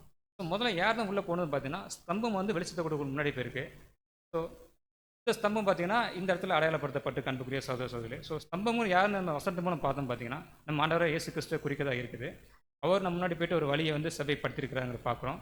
இப்போ அடுத்து வாசிங்க அன்புக்குரிய சகோதர சகோதரி. யாத்திராகமம் 14:12 அதிகாரம். யாத்திராகமம் 14 அதிகாரம் 12 வசனம். நாங்கள் எகிப்திலே இருக்கும்போது நாங்கள் எகிப்தியருக்கு வேலை செய்ய எங்களை சும்மா விட்டுவிடும் என்று சொன்னோம் அல்லவா? நாங்கள் வனாந்தரத்திலே சாகிறதை பார்க்கிலும் எகிப்தியருக்கு வேலை செய்கிறதை எங்களுக்கு நலமாய் இருக்குமே என்றார்கள். நம்ம எங்கே தான் இருந்தோம் பார்த்தீங்கன்னா, எகிப்து எதை இந்த இடத்துல அடையாளப்படுத்தினா, நம்ம இந்த பெயர் சபை பாபிலோன் அடையாளப்படுத்தும். ஸோ நம்ம அங்கே என்னவா தான் இருந்தோம்? அடிமைகளாக தான் இருந்தோம். தேவன் யார், குமார் என்னன்னு தெரியாமல் மனுஷங்களை பிரியப்படுத்திருந்தோம் இல்லைங்களா? யாருக்கு அடிமையாக இருந்தோம்னா, பாஸ்டர்மார்கள், ஃபாதர்மார்களுக்கு அடிமையாக இருந்தோம். மனுஷரை பிரியப்படுத்தக்கூடியதாக இருந்தோம். ஸோ நம்மளும் ஒரு இடத்துல டெசிஷன் எடுத்தனால தான் இங்கே இருக்கிறோம் அப்படிங்கிற அந்த வசனத்தின் அடிப்படையில் பார்க்குறோம். இந்த ஷார்ட்டில் பார்த்தீங்கன்னா, நம்ம ஆண்டவர் இயேசு கிறிஸ்து வந்து இந்த ஸ்தம்பம்னு சொன்னேன் இல்லையா, எப்படி அதை அடையாளப்படுத்துவார்னு பார்த்தீங்கன்னா, ஸோ இங்கே வந்து ஒரு டைவர்ஷன் இங்கே பிக்சரில் தெளிவாக இல்லை, ஒரு டைவர்ஷன் நடக்கும். இங்கேருந்து ஸ்தம்பம் முதல்ல உள்ளே வருது. இங்கே இந்த ஸ்தம்பம் உள்ளே வந்துச்சுன்னா, இது வந்து பேப்டிசத்தை அடையாளப்படுத்துதுன்னா, நம்ம ஆண்டவர் இயேசு கிறிஸ்து வந்து பேப்டிசம் எடுத்தார் இல்லையா, எடுத்து இந்த ஸ்தம்பம் ஒரு 40 வருஷமாக ட்ராவல் பண்ணுது இல்லைங்களா? ஸோ நம்ம ஆண்டவர் இயேசு கிறிஸ்து இதை செயலை செஞ்சு காமிச்சிருக்காரு. நிஜத்தில் காமிச்சிருக்கிறார். எப்படின்னா, அவர் பேப்டிசம் எடுத்ததுக்கு அப்புறமா 40 நாள் என்ன பண்ணாருன்னா, வனாந்தரத்துக்கு போவார். பிசாசினா 40 நாள் சோதிக்கப்படுவார் பார்த்தீங்களா? ஸோ அதுக்கு பார்த்தீங்கன்னா இந்த ஒரு சம்பவம் வந்து எக்ஸாக்டாக மேட்சம் அன்புக்குரிய சகோதர சகோதரிகள். எப்படி வந்து பில்லர் பார்த்தீங்கன்னா, சம்பவம் ஒரு 40 வருஷமாக அவங்க கூட வந்து ஒரு வழிகாட்டியாக முன்னோடியாக முன்னாடி போயிட்டு இருந்ததோ, அதே மாதிரி நம்முடைய ஆண்டவர் இயேசு கிறிஸ்து பார்த்தீங்கன்னா முதல்ல வந்து நமக்கு முன்னாடி வந்து ட்ராவல் பண்ணி போயிட்டாருங்கிறத வந்து இந்த மேப் மூலியமாக பார்க்கணும் அன்புக்குரிய சகோதர சகோதரிகளே. ஸோ நம்ம இந்த டிசிஷன் எடுக்கும்பொழுது பார்த்தீங்கன்னா, பின்னாடி பார்வோன் வரலாம், பார்வோன் படைகள் வரலாம். பார்வோன் இந்த இடத்துல யார் அடையாளப்படுத்துவார்னு பார்த்தீங்கன்னா, பாஸ்டர், ஃபாதர்ஸ் அவங்க அடையாளப்படுத்துவாங்க. அந்த படை வீரர்கள் சுற்றி வராங்களா, அவங்க யார் அடையாளப்படுத்துவாங்க பார்த்தீங்கன்னா, அந்த சபையின் அங்கத்தினரை அடையாளப்படுத்தலாம். இந்த மலைகள் ஏறி போக முடியாத பெரிய பெரிய பிரச்சனைகள் நமக்கு இருக்கலாம். முன்னாடி வந்து பார்க்கும்பொழுது ஒவ்வொருத்தரமான இது இருக்கலாம். நம்முடைய ட்ரூத் பார்த்தீங்கன்னா உலகம் ஒவ்வொருத்தரமாக தான் இருக்கும். ஆனாலும் நம்ம அந்த டெசிஷன் எடுத்தோம் இல்லையா? ஸோ இதை தான் வந்து பார்த்திங்கன்னா, நம்ம பவுல் சொல்லும்போது அழகாக ரிலேட் பண்ணி சொல்லியிருப்பார். எப்படி வந்து இஸ்ரவேலர்கள் செஞ்ச அந்த காரியம் வந்து ஒரு பேப்டிசத்துக்கு அடையாளம் இருந்தது மாதிரி பவுல் சொல்லியிருப்பார். 1 கொரிந்தியர் 10 அதிகாரம் 2 வசனம். 1 கொரிந்தியர் 10 அதிகாரம் 2 வசனம். எல்லோரும் மோசேக்குள்ளே மேகத்தினாலும் சமுத்திரத்தினாலும் ஞானஸ்நானம் பெற்றார்கள். 1 கொரிந்தியர் 10 அதிகாரம் 3 வசனம். எல்லோரும் ஒரே ஞான போஜனத்தை புசித்தார்கள். 4 வசனம். எல்லாரும் ஒரே ஞான பானத்தை குடித்தார்கள். எப்படியெனில் அவர்களோடே கூட சென்று ஞான கண்மலையின் தண்ணீரை குடித்தார்கள். அந்த கண்மலை கிறிஸ்துவே. நிழல் பொருள் பார்க்கும்பொழுது நம்ம ஒவ்வொரு விஷயத்தையும் வந்து ஜாக்கிரதையாக பார்க்க வேண்டியதாக இருக்குது. ஸோ அதுக்காண்டி இந்த வசனத்தை வந்து எடுத்து காட்ட வேண்டியதாக இருந்திருக்கு. ஸோ இரண்டாவதாக பார்த்தீங்கன்னா, கிறிஸ்து வந்து நம் வார்த்தையால் நம்மை வழி நடத்துகிறார் சரிங்களா? எப்படின்னு பார்க்கலாம். வெளிப்படுத்தல் 12 அதிகாரம் 14 வசனம். வெளிப்படுத்தல் 12 அதிகாரம் 14 வசனம். ஸ்திரீயானவள் அந்த பாம்பின் முகத்திற்கு விலகி ஒரு காலங்களும் அவர் அரைக்காலமும் போஷிக்கப்படத்தக்கதாய் வனாந்தரத்திலுள்ள தன் இடத்திற்கு பறந்து போகும்படி பெருங்கழுகில் 2 சிறகுகள் அவர்களுக்கு கொடுக்கப்பட்டது. ஸோ இந்த இடத்துல சொல்லப்பட்டுக்கிற அந்த ஸ்திரீ யாரை குறிப்பாங்கன்னா, சபையை குறிப்பாங்க. நம்ம எல்லாருக்கும் தெரியும். இந்த பாம்பு யாரை அடையாளப்படுத்தும் பார்த்தீங்கன்னா ரோம பேரரசு அவங்கள வந்து அடையாளப்படுத்தக்கூடிய காரியமாக இருக்கும். எதனால் வந்து பாம்பு வந்து இந்த ஸ்திரீயை துன்பப்படுத்துதுன்னு பார்த்தீங்கன்னா, ஸோ இந்த ஸ்திரீக்குள்ளே பார்த்தீங்கன்னா ஒரு புதுசாக ஒரு மார்க்கம் வந்து வெளிப்படுது. அது யாருன்னு பார்த்தீங்கன்னா போப்பு மார்க்கம். ஸோ அந்த போப்பு மார்க்கத்தை வந்து இவங்க வெளியேற்றின உடனே போப்பு மார்க்கம் வந்து இவங்களை விட்டு பிரிஞ்சு போகிறாங்க. போனதுக்கப்புறம் இந்த ஸ்திரீ வந்து வனாந்தரத்துக்கு போகிறது சமயம் எதை அடையாளப்படுத்துதுன்னா, அந்த ரோம பேரரசு பார்த்தீங்கன்னா இவங்க கூட ஒரு ரோமன்ஸ் வந்து பார்த்தீங்கன்னா போப்பு கூட ஒரு மிங்கிள் ஆவாங்க. ஸோ 2 சேர்ந்து உண்மையான சபையை வந்து டார்ச்சர் பண்ணுவாங்க. அதுதான் பார்த்தீங்கன்னா இந்த வனாந்தரத்துக்கு போகக்கூடிய ஒரு சம்பவத்தை குறிக்கு. ஸோ இங்கேயும் பார்த்தீங்கன்னா தேவன் அவங்களுக்கு சும்மா விடலை அவங்களையும். ஸோ அவங்களுக்கு வந்து பெருங்கலின் 2 சட்டைகளை வந்து கொடுத்துருக்காங்கன்னா, இந்த பெருங்கலின் 2 சட்டைகள் வந்து எதை அடையாளப்படுத்துங்கிறத பார்க்கலாம். யாத்திராகமம் 19 அதிகாரம் 4 வசனம். யாத்ராகமம் 19ஆம் அதிகாரம் 4ஆம் வசனம். நான் எகிப்தருக்கு செய்ததையும் நான் உங்களுக்கு கழுகுடைய செட்டைகளின் மேல் சுமந்து உங்களை என் அண்டையிலே சேர்த்து கொண்டதையும் நீங்கள் கண்டிருக்கிறீர்கள். எகிப்திற்கு அவர் என்ன செஞ்சாராமா? ஒரு சம்பவம் பண்ணார் இல்லையா? ஒரு முக்கியமான ஒரு மூமெண்ட். அவங்க ரெண்டு பேரையும் எகிப்தியர் வந்து இஸ்ரேல் ஜனத்துக்கு விரோதமாக வரும்பொழுது அந்த சமுத்திரத்தின் மத்தியில் ஒரு டுயல் ரோல் ப்ளே பண்ணார்ல நம்ம ஸ்தம்பம். என்ன பண்ணார்? ஒரு பக்கம் வெளிச்சமாகவும் ஒரு பக்கம் வந்து மேகஸ்தம்பம் வந்தார் இல்லையா? ஸோ அதே மாதிரி இந்த ரெண்டு கழுகு சட்டைகளை பார்த்தீங்கன்னா பழைய ஏற்பாடு புஸ்தகம், புதிய ஏற்பாடு புஸ்தகம் இல்லைங்களா? இதில் இருக்கக்கூடிய அந்த சத்திய வசனங்களை தான் பார்த்தீங்கன்னா உண்மையான சபையை வந்து போஷித்து வழிநடத்துறதா இருக்குது அன்புக்குரிய சகோதர சகோதரிகளே. ஸோ இந்த இந்த இந்த மாதிரி இந்த சம்பவம் பார்த்தீங்கன்னா இந்த மாதிரி டுவெல் ரோலை ப்ளே பண்ணியிருக்கு. ஸோ எப்படின்னா எப்படி வந்து இந்த மேகஸ்தம் அக்னி ஸ்தம்பம் ஒரு பேலன்ஸ்டாக ஒரு சமநிலைப்படுத்தி எப்படி வந்து இஸ்ரேல் ஜனங்களை வந்து எகிப்தியர்கிட்ட காப்பாற்றினதோ அதே மாதிரி. ஸோ ஒரு கழுகு பார்த்தீங்கன்னா எப்படி இப்போ பறக்கும்னா ஒரு பேலன்ஸ்டாக பறக்கும். எப்போனா அது ரெண்டு ரெக்கை இருக்கும் போது தான் பார்த்தீங்கன்னா பெர்ஃபெக்டாக அதால் பறக்க முடியும். ஸோ இதை எதுக்கு ஒப்பிட்டு பார்க்கலான்னு பார்த்தீங்கன்னா நம்ம எப்போ சத்தியத்தில் வந்து பேலன்ஸ்டாக இப்படி ஒரு நிலையை பறப்போம் அப்படின்னா பறக்கிறது எது அடையாளப்படுத்துனா நிலையாக வளர்றது எது அடையாளப்படுத்தும் அப்படின்னு பார்த்தீங்கன்னா இந்த பேலன்ஸ்டான ஃபுட்டு. ஆசரிப்பு கூடத்தில் இருக்கக்கூடிய 6 அப்பம் இருக்குது பார்த்தீங்களா? அப்பம் பிக்கு மேஜையில் பார்த்தீங்கன்னா 6 அப்பம் இருக்கும். இது பேலன்ஸ்டாக இருக்கும். ஸோ நம்ம எதையும் பார்க்கணும் பார்த்தீங்கன்னா இந்த பக்கம் பார்க்கணும், அந்த பக்கம் பார்க்கணும். தட் மீன்ஸ் பழைய ஏற்பாடையும் பார்க்கணும், புதிய ஏற்பாடும் பார்க்கணும். நமக்கு இப்போ கிடைக்கப்பட்ட சத்தியம் எதன் அடிப்படையில் இருக்குன்னு பார்த்தீங்கன்னா புதிய ஏற்பாடு மட்டும் தனியாக பேச முடியாது, பழைய ஏற்பாடு மட்டும் தனியாக பேச முடியாது. எதை வச்சு பேசுனா கரெக்டாக இருக்குன்னு பார்த்தீங்கன்னா சாட்சியின் அகமத்தையும் வேதத்தையும் வச்சு பார்க்கும்போது தான் பார்த்தீங்கன்னா உண்மையான சத்தியம் வந்து வெளிப்படுன்னு பார்க்குறோம். ஸோ இந்த ஒரு ஓட்டத்தில் நம்மளுடைய வழியின் ஜீவியத்தில் இந்த மாதிரி வனந்தரமான ஒரு சூழ்நிலை நமக்கும் வரலாம். எப்படின்னா எப்படி வந்து தேவன் வந்து அவங்களுக்கு ஒரு ஷார்ட் அவுட்டை அனுமதிக்கலையோ அது மாதிரி நமக்கும் அனுமதிக்கலை. எப்படின்னா இந்த மாதிரியான ஒரு யூ ஷேப்பில் தான் ஒரு 40 வருஷமான ஒரு பயணம் இருந்து பார்த்தீங்கன்னா அது மாதிரி நம்மளுடைய வாழ்க்கையிலும் பார்த்தீங்கன்னா பேப்டிசம் எடுத்து நம்ம ஒவ்வொருவருக்கும் இந்த மாதிரியான ஒரு இதை வந்து அனுமதிக்கிற தேவன். எப்படின்னு பார்த்தீங்கன்னா டிஸ்டன்ஸ் இல்லைங்களா? எக்ஸாம்பிளுக்கு நம்ம வந்து காஞ்சிபுரத்துக்கு ஹார்வெஸ்ட் போகணும் இல்லைங்களா? ஸோ மற்றவங்க அதை எப்படி பார்ப்பாங்க? அவ்வளோ தூரம் நீங்கள் போய் பண்ணணுமா? ஏன் இங்கே சென்னையில் எதுவும் பண்ண முடியாதா அப்படின்னா அப்படி இல்லை. ஏன்னா தேவன் திட்டத்தில் அப்படி கிடையவே கிடையாது. அது இல்லாமல் பார்த்தீங்கன்னா தேவன் எங்கே நியமிக்கிறாரோ அங்கே தான் நம்ம அதை பண்ணக்கூடியவராக இருக்கிறோம். அதுக்காண்டி இவ்வளவு செலவு பண்ணணுமா அப்படின்னு வெளியில் இருக்கவங்க பேசலாம், சத்தியத்தில் இல்லாதவங்களும் பேசலாம். ஆனால் செலவு பண்ணோம்னா செலவு பண்ணணும். எப்படி சொல்லலாம்னா அப்படி யாரோ ஒருத்தர் செலவு பண்ண போய் தான் இன்றைக்கி நீங்களும் நாங்களும் பார்த்தீங்கன்னா இந்த சத்தியத்தை நம்ம கேட்டுக்கொண்டிருக்கோம் அன்புக்குரிய சகோதர சகோதரிகளே. நீதிமொழிகள் 6ஆம் அதிகாரம் வசனங்கள் 22 முதல் 24 வரை. நீதிமொழிகள் 6ஆம் அதிகாரம் 22 24 வசனம் உடைய. நீ நடக்கும்போது அது உனக்கு வழிகாட்டும், நீ படுக்கும்போது அது உன்னை காப்பாற்றும், நீ விழிக்கும்போது உன்னோடே சம்பாஷிக்கும். கட்டளையை விளக்கு, வேதமே வெளிச்சம், போதக சிற்றையே ஜீவவழி. அது உன்னை துன்மார்க்க ஸ்திரீக்கு இச்சகம் பேசவும் நாவுடைய பரஸ்திரீக்கு விளக்கவும் காக்கும்.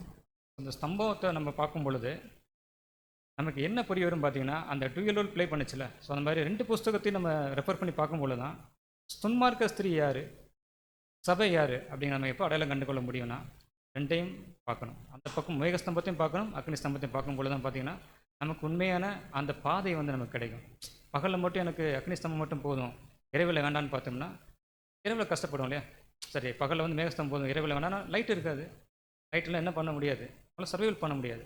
ஸோ அந்த மாதிரி நமக்கு 2 ஏற்பாடு முக்கியங்கிறத வந்து இந்த நிழல் பொருள் அடிப்படையில் நம்ம பார்க்கலாம் அன்புக்குரிய சகோதர சகோதரிகளே. மூன்றாவதாக இயேசு கிறிஸ்து இந்த மேகஸ்தம்பம் வந்து ஒரு லைட்டாக அந்த மாதிரி இயேசு கிறிஸ்து நமக்கு ஒரு வெளிச்சமாக இருக்கிறார். சங்கீதம் 119 105 வசனம். 119 சங்கீதம் 105 வசனம். உம்முடைய வசனம் என் கால்களுக்கு தீபமும் என் பாதைக்கு வெளிச்சமுமாய் இருக்கிறது. ஸோ நம்ம என்ன பண்ணலான்னா இந்த லைட்டு பக்கத்தில் நெருங்கி போகலாமா? போகணும் இல்லையா? போகணும். என்ன ஆகுன்னு பார்த்தீங்கன்னா இந்த மாதிரி ஆகிடும். உன்னத பாட்டு 1ஆம் அதிகாரம் 5ஆம் வசனம். உன்னத பாட்டு 1ஆம் அதிகாரம் 5ஆம் வசனம். எருசலேமின் குமாரத்திகளே, கேதேரின் கூடாரங்களைப் போலவும் சாலமோனின் திரைகளைப் போலவும் நான் கருப்பாய் இருந்தாலும் அழகாய் இருக்கிறேன். கருப்புக்கு என்ன ஒரு குணலட்சணம் பார்த்தீங்கன்னா கருப்பு நிறமானது எவ்வளோ பெரிய ஒளியாக இருந்தாலும் பரவாயில்ல, அது என்னென்னா தனக்குள்ளே இழுத்து வச்சுக்கிடும், வெளியே எமிட் பண்ணாது. ஸோ பிரதிபலிக்காதுன்னு பார்க்குறோம். ஸோ அதே மாதிரி பார்த்தீங்கன்னா அடுத்த வசனம் வாசிங்க. உன்னத பாட்டு 1:1 வசனம் 6ஆம் அதிகாரம் 6ஆம் வசனம் 6ஆம் அதிகாரம் உன்னத பாட்டு 1 அதிகாரம் 6 வசனம். நான் கருப்பாய் இருக்கிறேன் என்று பாராதேயுங்கள்.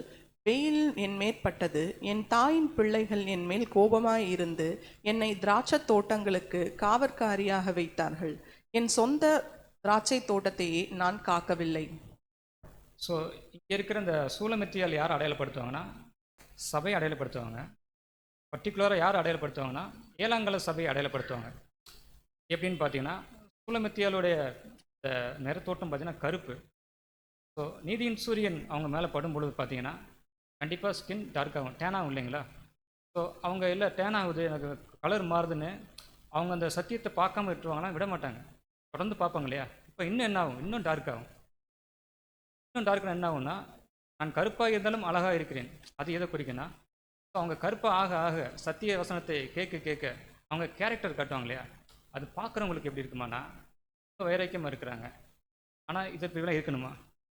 ஒரு பைத்தியக்காரத்தனமாக இருக்கும் இல்லையா? எங்களை நம்ம பண்ணுற ஒவ்வொரு காரியம் பார்த்தீங்கன்னா ஹார்வெஸ்ட் ஒர்க்காக இருக்கட்டும், ஒவ்வொரு விஷயம் பண்ணும்பொழுது வெளியேருந்து பார்க்கணும், எப்படி பார்ப்பாங்க? பைத்தியக்காரன்னு சொல்லுவாங்க. ஸோ நம்ம தோற்றம் வந்து அவங்களுக்கு கருப்பாக இருக்கலாம், ஆனால் தேவனுக்கு தேவன் என்ன சொல்கிறாரு? நீ கருப்பாக இருந்தாலும் அழகாக இருக்கிறாய் என்று. ஒரு ஸ்டடி ஒன்று படித்தேன். இதில் என்னென்னு பார்த்தீங்கன்னா, கருப்பு நிறம் ஆப்ரிக்கன்ஸ் இருக்காங்க இல்லையா? ஆப்ரிக்கன்ஸுக்கும் யூரோப்பியனுக்கும் உள்ள ஒரு கம்பேரிசன் ஸ்டடி. எப்படின்னா, இதில் யாருக்கு இம்யூனிட்டி பவர் அதிகமாக இருக்குன்னு பார்த்தீங்கன்னா, ஸோ இந்த malarial fever and yellow fever வந்து யாருக்கு வரக்கூடிய ப்ராபபிலிட்டி அதிகமாக இருக்குன்னு பார்த்தீங்கன்னா யூரோப்பியன்ஸுக்கு வந்து அதிகமாக வருது அப்படிங்கிற பார்க்கணும் ஸ்டடியில். ஆப்ரிக்கன்ஸ் வந்து ரொம்ப ரொம்ப வெரி லெஸ், ரொம்ப சொற்பமாக தான் அவங்களுக்கு அந்த நோய் வரும்னு பார்க்குறோம். எதனாலனா இது தேவன் உடம்புல இயற்கையாகவே அதை நமக்கு வச்சிருக்கார், இயல்பாக அதை ஏற்படுத்தியிருக்கிறார். கருப்பு நிறம் இப்போ நம்ம சன்லைட் மேலே படுதில்ல, சூரிய ஒளி நம்ம மேலே படும்போது என்னென்ன பலன்கள் இருக்குன்னா, நார்மலாக வெளியரங்கமாக சொல்லுது, ஆவிக்குரிய விஷயத்தில் இல்லை. ஒரு சன்லைட் மேலே படுதுன்னா என்ன ஆகுனா, நம்ம ஸ்கின்ல பட்டு உள்ளே இருக்க கொலஸ்ட்ரால் இருக்குல்ல, கொழுப்பை வந்து என்னவா மாற்றுனா விட்டமின் T3 மாற்றும். விட்டமின் T3 எதுக்கு நல்லதுன்னு பார்க்குறோம்? போனுக்கு நல்லது இல்லையா? போன் பார்த்தீங்கன்னா ரொம்ப ஸ்ட்ராங்காகும். இந்த போனுக்குள்ளே தான் என்ன தேவன் வச்சிருக்காருன்னு பார்த்தீங்கன்னா எலும்பு மஜ்ஜையில் பார்த்தீங்கன்னா WBC, RBC, பிளேட்லெட்ஸ், இந்த ரத்த அணுக்கள் இல்லைங்க, ரத்த அணுக்கள் நிறைய இருக்குது. ஸோ இது பேர் என்ன சொன்னால் ஹீமோபயாசிஸ். இந்த ப்ராசஸில் பார்த்தீங்கன்னா எந்தெந்த அளவுக்கு சூரிய ஒளி மேலே படுதோ படப்பட என்ன ஆகும்னா அவங்களுடைய அந்த WBC வந்து உற்பத்தி அதிகமாக இருக்கனால நோய் எதிர்ப்பு சக்தி அதிகமாக இருக்குமா. இது ஆவிக்குரிய விஷயத்தில் நம்ம வந்து அப்ளை பண்ணி பார்க்கலாம். ஸோ நம்மளும் பார்த்தீங்கன்னா நம்ம மேலே ஆவிக்குரிய விஷயத்தில் பார்க்கலாம். சத்திய வெளிச்சம் நம்ம அதிகமாக கேட்க என்ன ஆகும்னா நம்ம மேலே அந்த ஒளி படப்பட நம்ம டார்க்கன் ஆகலாம். நமக்கு கிடைக்கூடியனா WBC எதை குறிக்குன்னா ஒரு க்ரோத், பிளட் ரினியூவலாக எதை குறிக்குன்னா ஒரு புது சிருஷ்டியை குறிக்கும். ஏன்னா பிளட்டுக்குள்ளே என்ன இருக்குது, ரத்தத்தில் என்ன இருக்குது, தேவன் ஆண்டவர் சொல்லியிருக்காங்கன்னா ஜீவன் இருக்குது. ஸோ நமக்குள்ளே அந்த ஆவிக்குரியத்தில் எப்படி பார்க்குறாங்கன்னா புது சிருஷ்டி அந்த இதில் இருக்குது. ஸோ நம்ம எந்தெந்த அளவுக்கு அந்த நம்ம பிளாக்காக மாறி அந்த லைட்டை அப்சர்வ் பண்ணுறோமோ அந்த அளவுக்கு நம்ம குணலட்சணம் வளர்த்துருக்கும் பொழுது அது எப்படி இருக்குமா, அந்த கருப்பு ஆக ஆக தேவனுக்கு வந்து அழகாக தெரியும். அப்படிங்கிறத இந்த ஒரு தேவன் படைத்த அந்த இயற்கையான அந்த அறிவியலேருந்து நம்ம வந்து கற்றுக்கொள்ளலாம் அன்புக்குரிய சகோதர சகோதரிகளே. ஸோ புது சிருஷ்டி வளரக்கூடிய நிலைமை பார்த்தீங்கன்னா ரொம்ப சூப்பராக நீர் பாய்ச்சலும் இடமாலாம் இருக்காது. இப்படி தான் இருக்குன்னா தேவன் எப்படி தான் அனுமதிச்சிருக்காருன்னா, அங்கே சமூக வழிநடத்து போன அந்த வனாந்தர பயணத்தில் எப்படி இருந்ததோ வனாந்தர சூழ்நிலை, அதே சூழ்நிலை தான் நமக்கும் இருக்கும் அன்புக்குரிய சகோதர சகோதரிகளே. வாசிக்கலாம். வெளிப்படுத்தின விசேஷம் 21 அதிகாரம் 23 வசனம். வெளிப்படுத்தல் 21 அதிகாரம் 23 வசனம். நகரத்திற்கு வெளிச்சம் கொடுக்க சூரியனும் சந்திரனும் அதற்கு வேண்டுவதில்லை. தேவனுடைய மகிமையான அதை பிரவேசித்து ஆட்டுக்குட்டியானவரே அதற்கு விளக்கு. ஸோ இங்கே சூரியன் சந்திரன் நம்ம ஆல்ரெடி பேசிக் கிளாஸில் கேட்டிருப்போம். சூரியன் சந்திரன் எதை அடையாளப்படுத்தும்? பழைய ஏற்பாடு, புதிய ஏற்பாடு. ஸோ இங்கே வேண்டியதில்லைன்னு போட்டிருக்கு. ஸோ இது வெளிப்படுத்தும் விசேஷம் 21 அதிகாரத்தில் 23 வசனத்தை பற்றி படிச்சுட்டு இருக்கோம். ஸோ அங்கே என்ன தேவைப்படாதுன்னா பழைய ஏற்பாடு, புதிய ஏற்பாடு தேவைப்படாதான். ஏன்னு பார்த்தீங்கன்னா தேவனுடைய மகிமையை அதை பிரகாசித்தது, ஆட்டுக்குட்டியானவரே அதற்கு விளக்கு. ஸோ இந்த சமூகம் எப்போ நடக்கும் பார்த்தீங்கன்னா 7ஆம் நாள் நம்ம இருக்கோம் இல்லையா? இந்த நாளுக்கு ஒரு இரவு இருக்கும். என்ன இரவுன்னு பார்த்தீங்கன்னா லிட்டில் சீசன், ஒரு ராக்காலம், யாருமே கிரியை செய்ய முடியாத ஒரு ராக்காலம் இருக்கு இல்லையா? அதில் என்ன நாள் முடியுதுன்னு பார்த்தீங்கன்னா 7ஆவது நாள் முடியுது. ஸோ அகைன் 8ஆவது நாள் ஸ்டார்ட் ஆகும். அந்த 8ஆவது நாள் ஸ்டார்ட் பண்ணி பார்த்தீங்கன்னா 8ஆவது நாளில் பார்த்தீங்கன்னா யார் நீக்கப்படுவா, விருத்த சேதனம் பண்ணப்படுறதும். யார் விருத்த சேதனம் பண்ணப்படும்னா தேவையில்லாத பாட்டு யார் பார்த்தீங்கன்னா சாத்தான இந்த பிரபஞ்சத்தை ஒட்டுமொத்த பிரபஞ்ச தேவன் வந்து கட் ஆஃப் பண்ணிடுவார். ஸோ அதான் என்ன எதை குறிக்குன்னா இந்த 8வது நாளை குறிக்கு. ஸோ அப்போது எப்படி இருக்குன்னு பார்த்தீங்கன்னா, வெளிச்சம் கொடுக்க வந்து சூரியன் சந்திரன் இந்த பழைய ஏற்பாடு புதிய ஏற்பாடு மக்களுக்கு தேவைப்படாது. ஏன்னு பார்த்தோம்னா ஒட்டுமொத்த ஜனங்களும் நீதியை கற்றுக்கொண்டிருப்பாங்க. ஏன்னா லிட்டில் சீசன்லேயே அவங்க வந்து தன்னை ப்ரூவ் பண்ணியிருப்பாங்க. அவங்க வந்து தேர் எலிஜிபிளா, அதுக்கு அந்த நித்தியஜனை பெற்றுக்கொள்ள எலிஜிபிள் இல்லைன்னு அவங்க ப்ரூவ் பண்ணியிருப்பாங்க அப்படின்னு பார்க்குறோம். 4வது பார்த்தீங்கன்னா கிறிஸ்து நமக்கு நிழலாக இருக்கிறாருன்னு பார்க்கலாம். எப்படின்னு சங்கீதம் 105 சங்கீதம் 39 வசனம். 105 சங்கீதம் 39 வசனம். அவர் மேகத்தை மறைவாக்கவும் விரித்து இரவை வெளிச்சமாக்குகிறதற்காக அக்னியையும் தந்தார். மேகம் நமக்கு முக்கியம்தான். எப்படின்னா இந்த வசனத்தை படிக்கலாம். யோவான் 14:26. யோவான் 14 வசனம். என் நாமத்தினாலே பிதா அனுப்பப் போகிற பரிசுத்த ஆவியாகிய தேற்றரவாளனே எல்லாவற்றையும் உங்களுக்காக போதித்து நான் உங்களுக்கு சொன்ன எல்லாவற்றையும் உங்களுக்கு நினைப்பூட்டுவார். நம்ம எப்போ வந்து தேற்றரோட ஒரு ஆறுதலை வந்து நோக்கி பார்த்துக்கிட்டு இருப்போம் பார்த்தீங்கன்னா, ஒரு தவறு செய்யும் பொழுது, நம்ம புதுசியாக இருக்கும் பொழுது சில தவறி போட வாய்ப்புகள் உண்டு. எப்படின்னு பார்க்கணும்னா, வேலை ஸ்தலத்தில் ஏதாவது நம்ம போய் சொல்லலாம், அது மூலம் நமக்கு ஒரு உறுத்தல் வரலாம். பட் நம்ம இன்டென்ஷன் வந்து தப்பாக இருக்கக்கூடாது. நெக்ஸ்ட் டைம் வந்து பார்த்திங்கன்னா அது ரிப்பீட்டடாக செய்யக்கூடாது. அதன் நிமித்தமாக நம்ம ஆண்டவர் இயேசு கிறிஸ்துவிட்ட நம்ம அந்த ப்ரேயரில் வைக்கும் பொழுது ஆண்டவர் இயேசு கிறிஸ்து நமக்காண்டி பறிஞ்சு பேசுவார்ல பிதாக்கிட்ட. ஸோ அவங்க என்ன நமக்கு கிடைக்குன்னா ஒரு கம்ஃபர்ட் கிடைக்கும் இல்லைங்களா. ஸோ இதை நமக்கு வந்து ஒரு கிருபை, அந்த நிழலில் நம்ம ஒரு தப்பு செஞ்சாலும் அவரை மன்னிக்கிறார், அது அட்வான்டேஜ் நம்ம பார்க்காம அந்த நிழலில் நம்ம வந்து பங்கடைகிறோங்கிறத பார்க்குறோம். ஸோ அதுதான் இந்த வசனம் குறிக்கக்கூடியதாக இருக்குது. 5வதாக, இது ஒரு கேடகமாக எப்படி அவங்களுக்கு செயல்பட்டுச்சோ அதே மாதிரி நமக்கும் செயல்பட்டு இருக்குது அன்புக்குரிய சகோதர சகோதரிகளே. எப்படின்னு பார்க்கலாம்.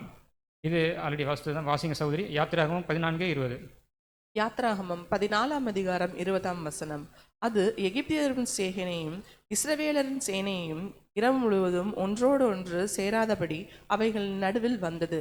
எகிப்தியருக்கு அது மேகமும் அந்தகாரமுமாய் இருந்தது, இஸ்ரவேலருக்கோ அது இரவை வெளிச்சமாக்கிற்று. ஸோ இது நமக்கு தெளிவாக புரியும்.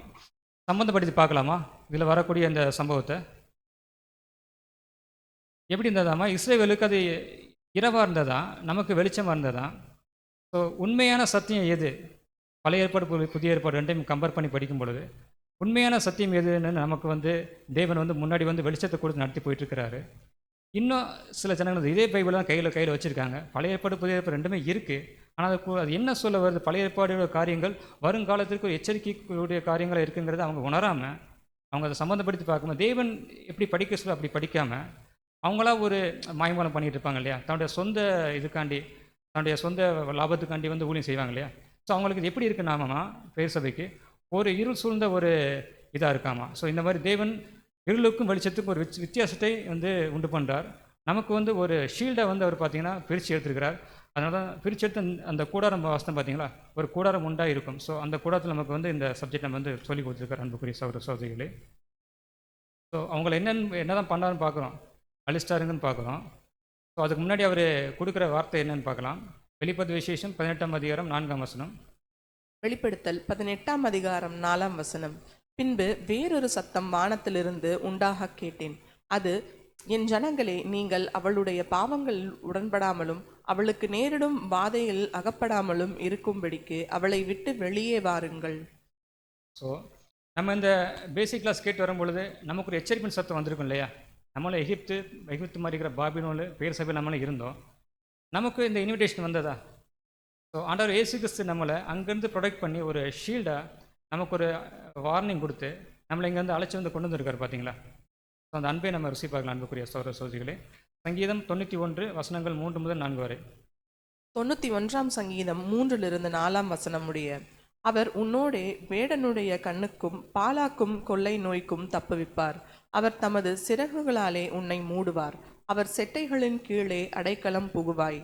அவருடைய சத்தியம் உனக்கு பரிசையும் கேடகமுமாகும். சொல்லப்பட்டிருக்கிற அந்த வேடனுடைய கண்ணி எதை குறிக்கும்னா, அங்கேருந்து எகிப்தியர்கள் வந்து அம்பு இதாங்க இல்லையா. ஸோ அவங்களோட அன்பு எப்படி இருக்குன்னா உண்மையான சத்தியமாக இருக்காது. அது எதை குறிக்குன்னா பொய்யான உபதேசங்கள், ஃபால்ஸ் டாக்டரினை குறிக்கக்கூடியதாக இருக்குது. பாலாக்கும் கொள்ளை நோய் இது எதை குறிக்கும்னா எகிப்து தேசத்துக்கு ஃபஸ்ட்டு கொடுத்தாரு இல்லைங்களா, ஒரு 10 வாதைகள். இதே மாதிரி இன்னொரு அமைப்புக்கு செய்ய போகிறார், பாபிலோனுக்கு. சரிங்களா? ஸோ இந்த ரெண்டுக்கும் நீங்களாக்கி நம்மளை மீட்டு எடுத்தார் இல்லையா? ஸோ மேகஸ்தம்பம் இப்போ செகண்ட் ப்ரெசன்ஸ் நமக்கு எப்படி இருக்காருன்னு பார்த்தீங்கன்னா, ஒரு வார்னிங் கொடுக்குறார், அவளை விட்டு வெளியவான்னு சொல்கிறார். அது மட்டும் இல்லாது அவளுக்கு ஏற்படக்கூடிய இந்த பனிஷ்மெண்ட் இருக்கு இல்லையா, ஜட்ஜ்மெண்ட், அதில் வந்து நம்மளை வந்து நீங்களாக்கி நம்மளை சேஃபாக ஒரு கூடாரத்தில் வச்சிருக்கார். அன்புக்குரிய சகோதர சகோதரிகளே, ஆறாவதாக ஒரு பழி வாங்குறவராக இருக்கார் நம்ம ஆண்டவர் இயேசு கிறிஸ்து. எப்படின்னு பார்க்கலாம். எப்படி எகிப்து சேனையை பழி வாங்கினாரோ அதே மாதிரி வெளிப்படுத்தின விசேஷம் 18ஆம் அதிகாரம் 2ஆம் வசனம். வெளிப்படுத்தல் 18ஆம் அதிகாரம் 2ஆம் வசனம். அவன் பலத்த சத்தமிட்டு, மகா பாபிலோன் விழுந்தது விழுந்தது, அது பேய்களுடைய குடியிருப்பும் சகலவித அசுத்த ஆவிகளுடைய காவல் வீடும் அசுத்தமும் அருவருப்பும் உள்ள சகலவித பறவைகளுடைய கூடாரவுமாயிற்று. ஸோ பாபிலோனுக்கு ஒரு ஜட்ஜ்மெண்ட் கொடுக்குறார், நம்மளை அதை மீட்டெடுத்துட்டு. வெளிப்படுத்தின விசேஷத்தில் 19ஆம் அதிகாரம் 20ஆம் வசனம் வாசிங்க. வெளிப்படுத்தல் 19ஆம் அதிகாரம் 20ஆம் வசனம். அப்பொழுது மிருகம் பிடிக்கப்பட்டது. மிருகத்தின் முன்பாக செய்த அற்புதங்கள் அதன் முத்திரையையும் தரித்தவர்களையும் அதன் சொரூபத்தை வணங்கினவர்களையும் மோசம் போக்கின கள்ள தீர்க்கதரிசனும் கூட பிடிக்கப்பட்டான். இருவரும் கந்தகம் எரிகிற அக்னி கடலிலே உயிரோடே தள்ளப்பட்டார்கள். எப்படி அன்னைக்கு வந்து பார்த்தீங்கன்னா இந்த மேகஸ்தம்பம் அக்னிஸ்தம்பம், அந்த அக்னி வந்து பார்த்தீங்கன்னா அங்கே இருக்கிற அந்த எகிப்தியர்களை பயமுறுத்துச்சோ அதே மாதிரி, அது மட்டும் இல்லாது அவங்களுக்கு கீழ்ப்படியாக போன அவங்களோட பிள்ளைங்களையும் பழி வாங்குச்சு இல்லைங்களா. பிள்ளைங்களை வந்து அந்த அக்னியானது பட்சித்து போடுதுன்னு பார்த்தோம். அதே மாதிரி இங்கே ஒரு 2 பேருக்கு பனிஷ்மெண்ட் ஜட்ஜ்மெண்ட் கொடுக்குறார். மிருகம் யார் அடையாளப்படுத்தும்னு பார்த்தீங்கன்னா கோப்பு மரகத்தை அடையாளப்படுத்தும். கள்ளத்தீர்க்கதரிசி ப்ராட்டஸ்டன்ட் சர்ச் அடையாளப்படுத்தும். இவங்களை எங்கே தள்ளுறாருன்னு பார்த்தீங்கன்னா அக்னி கடலில் தள்ளுறாருன்னு பார்க்குறோம். வாசிக்கலாம். வெளிப்படுத்துதல் அதிகாரம் 20ஆம் வசனம் 20ஆம் அதிகாரம் 10ஆம் வசனம். வெளிப்படுத்தல் 20ஆம் அதிகாரம் 10ஆம் வசனம். மேலும் அவர்களை மோசம் போக்கின பிசாசானவன் மிருகமும் கள்ள தீர்க்கதரிசியுமாய் இருக்கிற இடமாகிய அக்னியும் கந்தகமுமான கடலிலே தள்ளப்பட்டான். அவர்கள் இரவும் பகலும் சதா காலங்களில் பாதிக்கப்படுவார்கள். நடக்கூடிய சம்பவம், பிசாசானவன் 7ஆம் நாள் முடிவில் அந்த லிட்டில் சீசன் முடிஞ்சதுக்கப்புறம் கொடுக்க போகிற தண்டனை யாருக்கு பார்த்தீங்கன்னா, இந்த பிசாசு கட்டவிழ்த்து விட்ட பிசாசு பார்த்தீங்கன்னா அந்த 7ஆம் நாள் முடிவில் லிட்டில் சீசனில் வந்து திரளான ஜனங்களை கூட்டி கொண்டு வருவாப்பில் வந்து தேவனுக்கு விரோதமாக வந்து ஜனங்களை வந்து ஏற்படுத்துவார். ஸோ ஆண்டவர் வந்து அவரையும் அழிச்சிடான்னு பார்க்குறோம். ஸோ இந்த மாதிரி ஆண்டவர் இயேசு கிறிஸ்து வந்து மேகஸ்தமாக இருக்கும்பொழுது எப்படி எகிப்தியர்களுக்கு பார்த்தீங்கன்னா ஒரு பாதுகாப்பாக இருந்தார், ஒரு அவஞ்சர், ஒரு பழி வாங்குறவர், அந்த தன் ஜனங்களுக்காண்டி பழி வாங்குறவர் இருந்தாரோ, அதே மாதிரி அவருடைய 2ஆம் வருகையிலையும் பார்த்தீங்கன்னா 7ஆம் சபையாகி நமக்கு ஒரு பாதுகாப்பாக இருக்கிறாங்கிறத வசனங்கள் அடிப்படையாக பார்த்துக்கிட்டார். 7வதாக அவர் ஒரு திறந்த வாசலாகவும் இருக்கிறார் அப்படிங்கிறத பார்க்கலாம். எப்படின்னா கலாத்தியர் 3ஆம் அதிகாரம் 23ஆம் வசனம். கலாத்தியர் 3ஆம் அதிகாரம் 23ஆம் வசனம். ஆதலால் விசுவாசம் வருகிறதற்கு முன்னே வெளிப்படுத்த போகிற விசுவாசத்திற்கு ஏதுவாக நாம் அடைக்கப்பட்டவர்களாய் நியாய பிரமாணத்தின் கீழ் காவல் பண்ணப்பட்டிருந்தோம். ஸோ இந்த ஸ்தம்பம், அதாவது இஸ்ரேல் ஜனங்களுக்கு மனாந்தரத்தில் கொடுக்கப்பட்ட ஸ்தம்பம் பார்த்திங்கன்னா அவங்களுக்கு என்ன கொடுத்துச்சுன்னா அந்த நியாயப்பிரமாணங்களை கொடுத்துச்சு. அது மூலமாக அவங்களுக்கு பெற்றுக்கொண்ட ஆசீர்வாதம் என்னென்னு மட்டும்தான் மட்டும்தான் பார்த்தோம் பார்த்தீங்கன்னா கானான் தேசம் இல்லைங்களா. லிட்டரலாக நம்ம கண்ணால் பார்க்கக்கூடிய கானான் தேசம் மட்டும்தான் அவங்க அனுபவிச்சாங்க. ஆனால் நம்முடைய ஸ்தம்பம் வந்து கண்ணுக்கு தெரியாதவர், 2 வந்தவர், அவர் நமக்கு ஆசீர்வதிக்க போகிற அந்த தேசத்துக்கு அழைச்சிட்டு போகணுன்னா நம்ம எதை நோக்கி பார்க்கணுன்னு பார்த்தீங்கன்னா வாசிக்கலாம். வெளிப்படுத்தின விசேஷம் 3ஆம் அதிகாரம் வசனங்கள் 8 மற்றும் 20. வெளிப்படுத்தல் 3ஆம் அதிகாரம் 8 மற்றும் 20ஆம் வசனங்கள். உன் கிரியைகளை அறிந்திருக்கிறேன். உனக்கு கொஞ்சம் பலன் இருந்தும் நீ என் நாமத்தை மறுதலியாமல் என் வசனத்தை கை கொண்டபடியினாலே இதோ திறந்த வாசலை உனக்கு முன்னாக வைத்திருக்கிறேன், அதை ஒருவனும் பூட்ட மாட்டான். இந்த வசனம் யார் அடையாளப்படுத்துன்னு பார்த்தீங்கன்னா ஆரங்கால சபைக்கு வந்து ஆண்டவர் இயேசு கிறிஸ்து பேசின வசனம். அவங்களுக்கு வந்து திறந்த வாசலை வைத்திருக்கிறார், ஒருவனும் பூட்ட முடியாது. ஆனால் நமக்கு 7ஆங்கால சபைக்கு என்ன சொல்கிறன்னு வாசிக்கலாம். வெளிப்படுத்தின விசேஷம் 3ஆம் அதிகாரம் 20ஆம் வசனம். வெளிப்படுத்தல் 3ஆம் அதிகாரம் 20ஆம் வசனம். இதோ வாசற்படியிலே நின்று தட்டுகிறேன். ஒருவன் என் சத்தத்தை கேட்டு கதவை திறந்தால் அவனிடத்தில் நான் பிரவேசித்து அவனோடே போஜனம் பண்ணுவேன், அவனும் என்னோடே போஜனம் பண்ணுவான். ஸோ நமக்கு கிடைச்ச வாய்ப்பு என்ன பார்த்தீங்கன்னா ஆண்டவரே வந்துட்டார் அவர் ப்ரெசன்ஸில். ரெண்டாம் வருகையில். ஸோ நம்ம கூட சத்தியத்தை பரிமாறிக்கூடிய அந்த பாக்கியத்தை வந்து தேவன் ஆண்டவர் மூலம் நமக்கு ஏற்படுத்தி கொடுத்துருக்கிறார். அன்புக்குரிய சகோதர சகோதரிகளே, வெளிப்படுத்தின விசேஷம் 5 வசனம். வெளிப்படுத்தல் 5 தேவரீர் புஸ்தகத்தை வாங்கவும் அதன் முத்திரைகளை உடைக்கவும் பாத்திரராய் இருக்கிறீர். ஏனெனில் நீர் அடைக்கப்பட்ட சகல கோத்திரங்களிலும் பாஷைக்காரரிலும் ஜனங்களிலும் ஜாதிகளிலும் இருந்து எங்களை தேவனுக்கென்று உம்முடைய இரத்தத்தினாலே மீட்டுக்கொண்டு. ஸோ இங்கே ஆண்டவர் இயேசு கிறிஸ்து வந்து அந்த முத்திரைகளை உடைக்க பாத்திரராக இருக்கார். எந்த முத்திரைன்னு பார்த்தீங்கன்னா அந்த 7 கால சபையை பற்றி பேசக்கூடிய அந்த 7 முத்திரைகளை உடைக்கிறார். இதுக்கு முன்னாடி அந்த முத்திரை ஓப்பனில் இருந்தது தான் இல்லை. அது எதுக்குரிய முத்திரைன்னு பார்த்தீங்கன்னா பரலோக ராஜ்யத்துக்கான ரகசியத்தை பேசக்கூடிய அந்த முத்திரை. அந்த முத்திரை எப்போலேருந்து க்ளோஸாக இருந்ததுன்னு பார்த்தீங்கன்னா, தேவன் எதிர்பார்த்தார்ல, தேவனுக்கு ஒரு பிரியமான ஒரு அவர் கீழ்ப்படுகிற ஒரு ஒரு குடும்பம், அவருக்குன்னு ஒரு தெய்வீக குடும்பம் எதிர்பார்த்தார் இல்லையா? ஏதேன் தோட்டத்தில் ஆதாம் ஏவாள்கிட்ட அங்கேருந்து ஸ்டார்ட் ஆச்சு. அன்புக்குரிய சோதரர்களே, அங்கே க்ளோஸான டோரு எப்போ ஓப்பன் ஆகுதுன்னா ஆண்டவர் இயேசு கிறிஸ்து தான் அதை ஓப்பன் பண்ணுறாரு.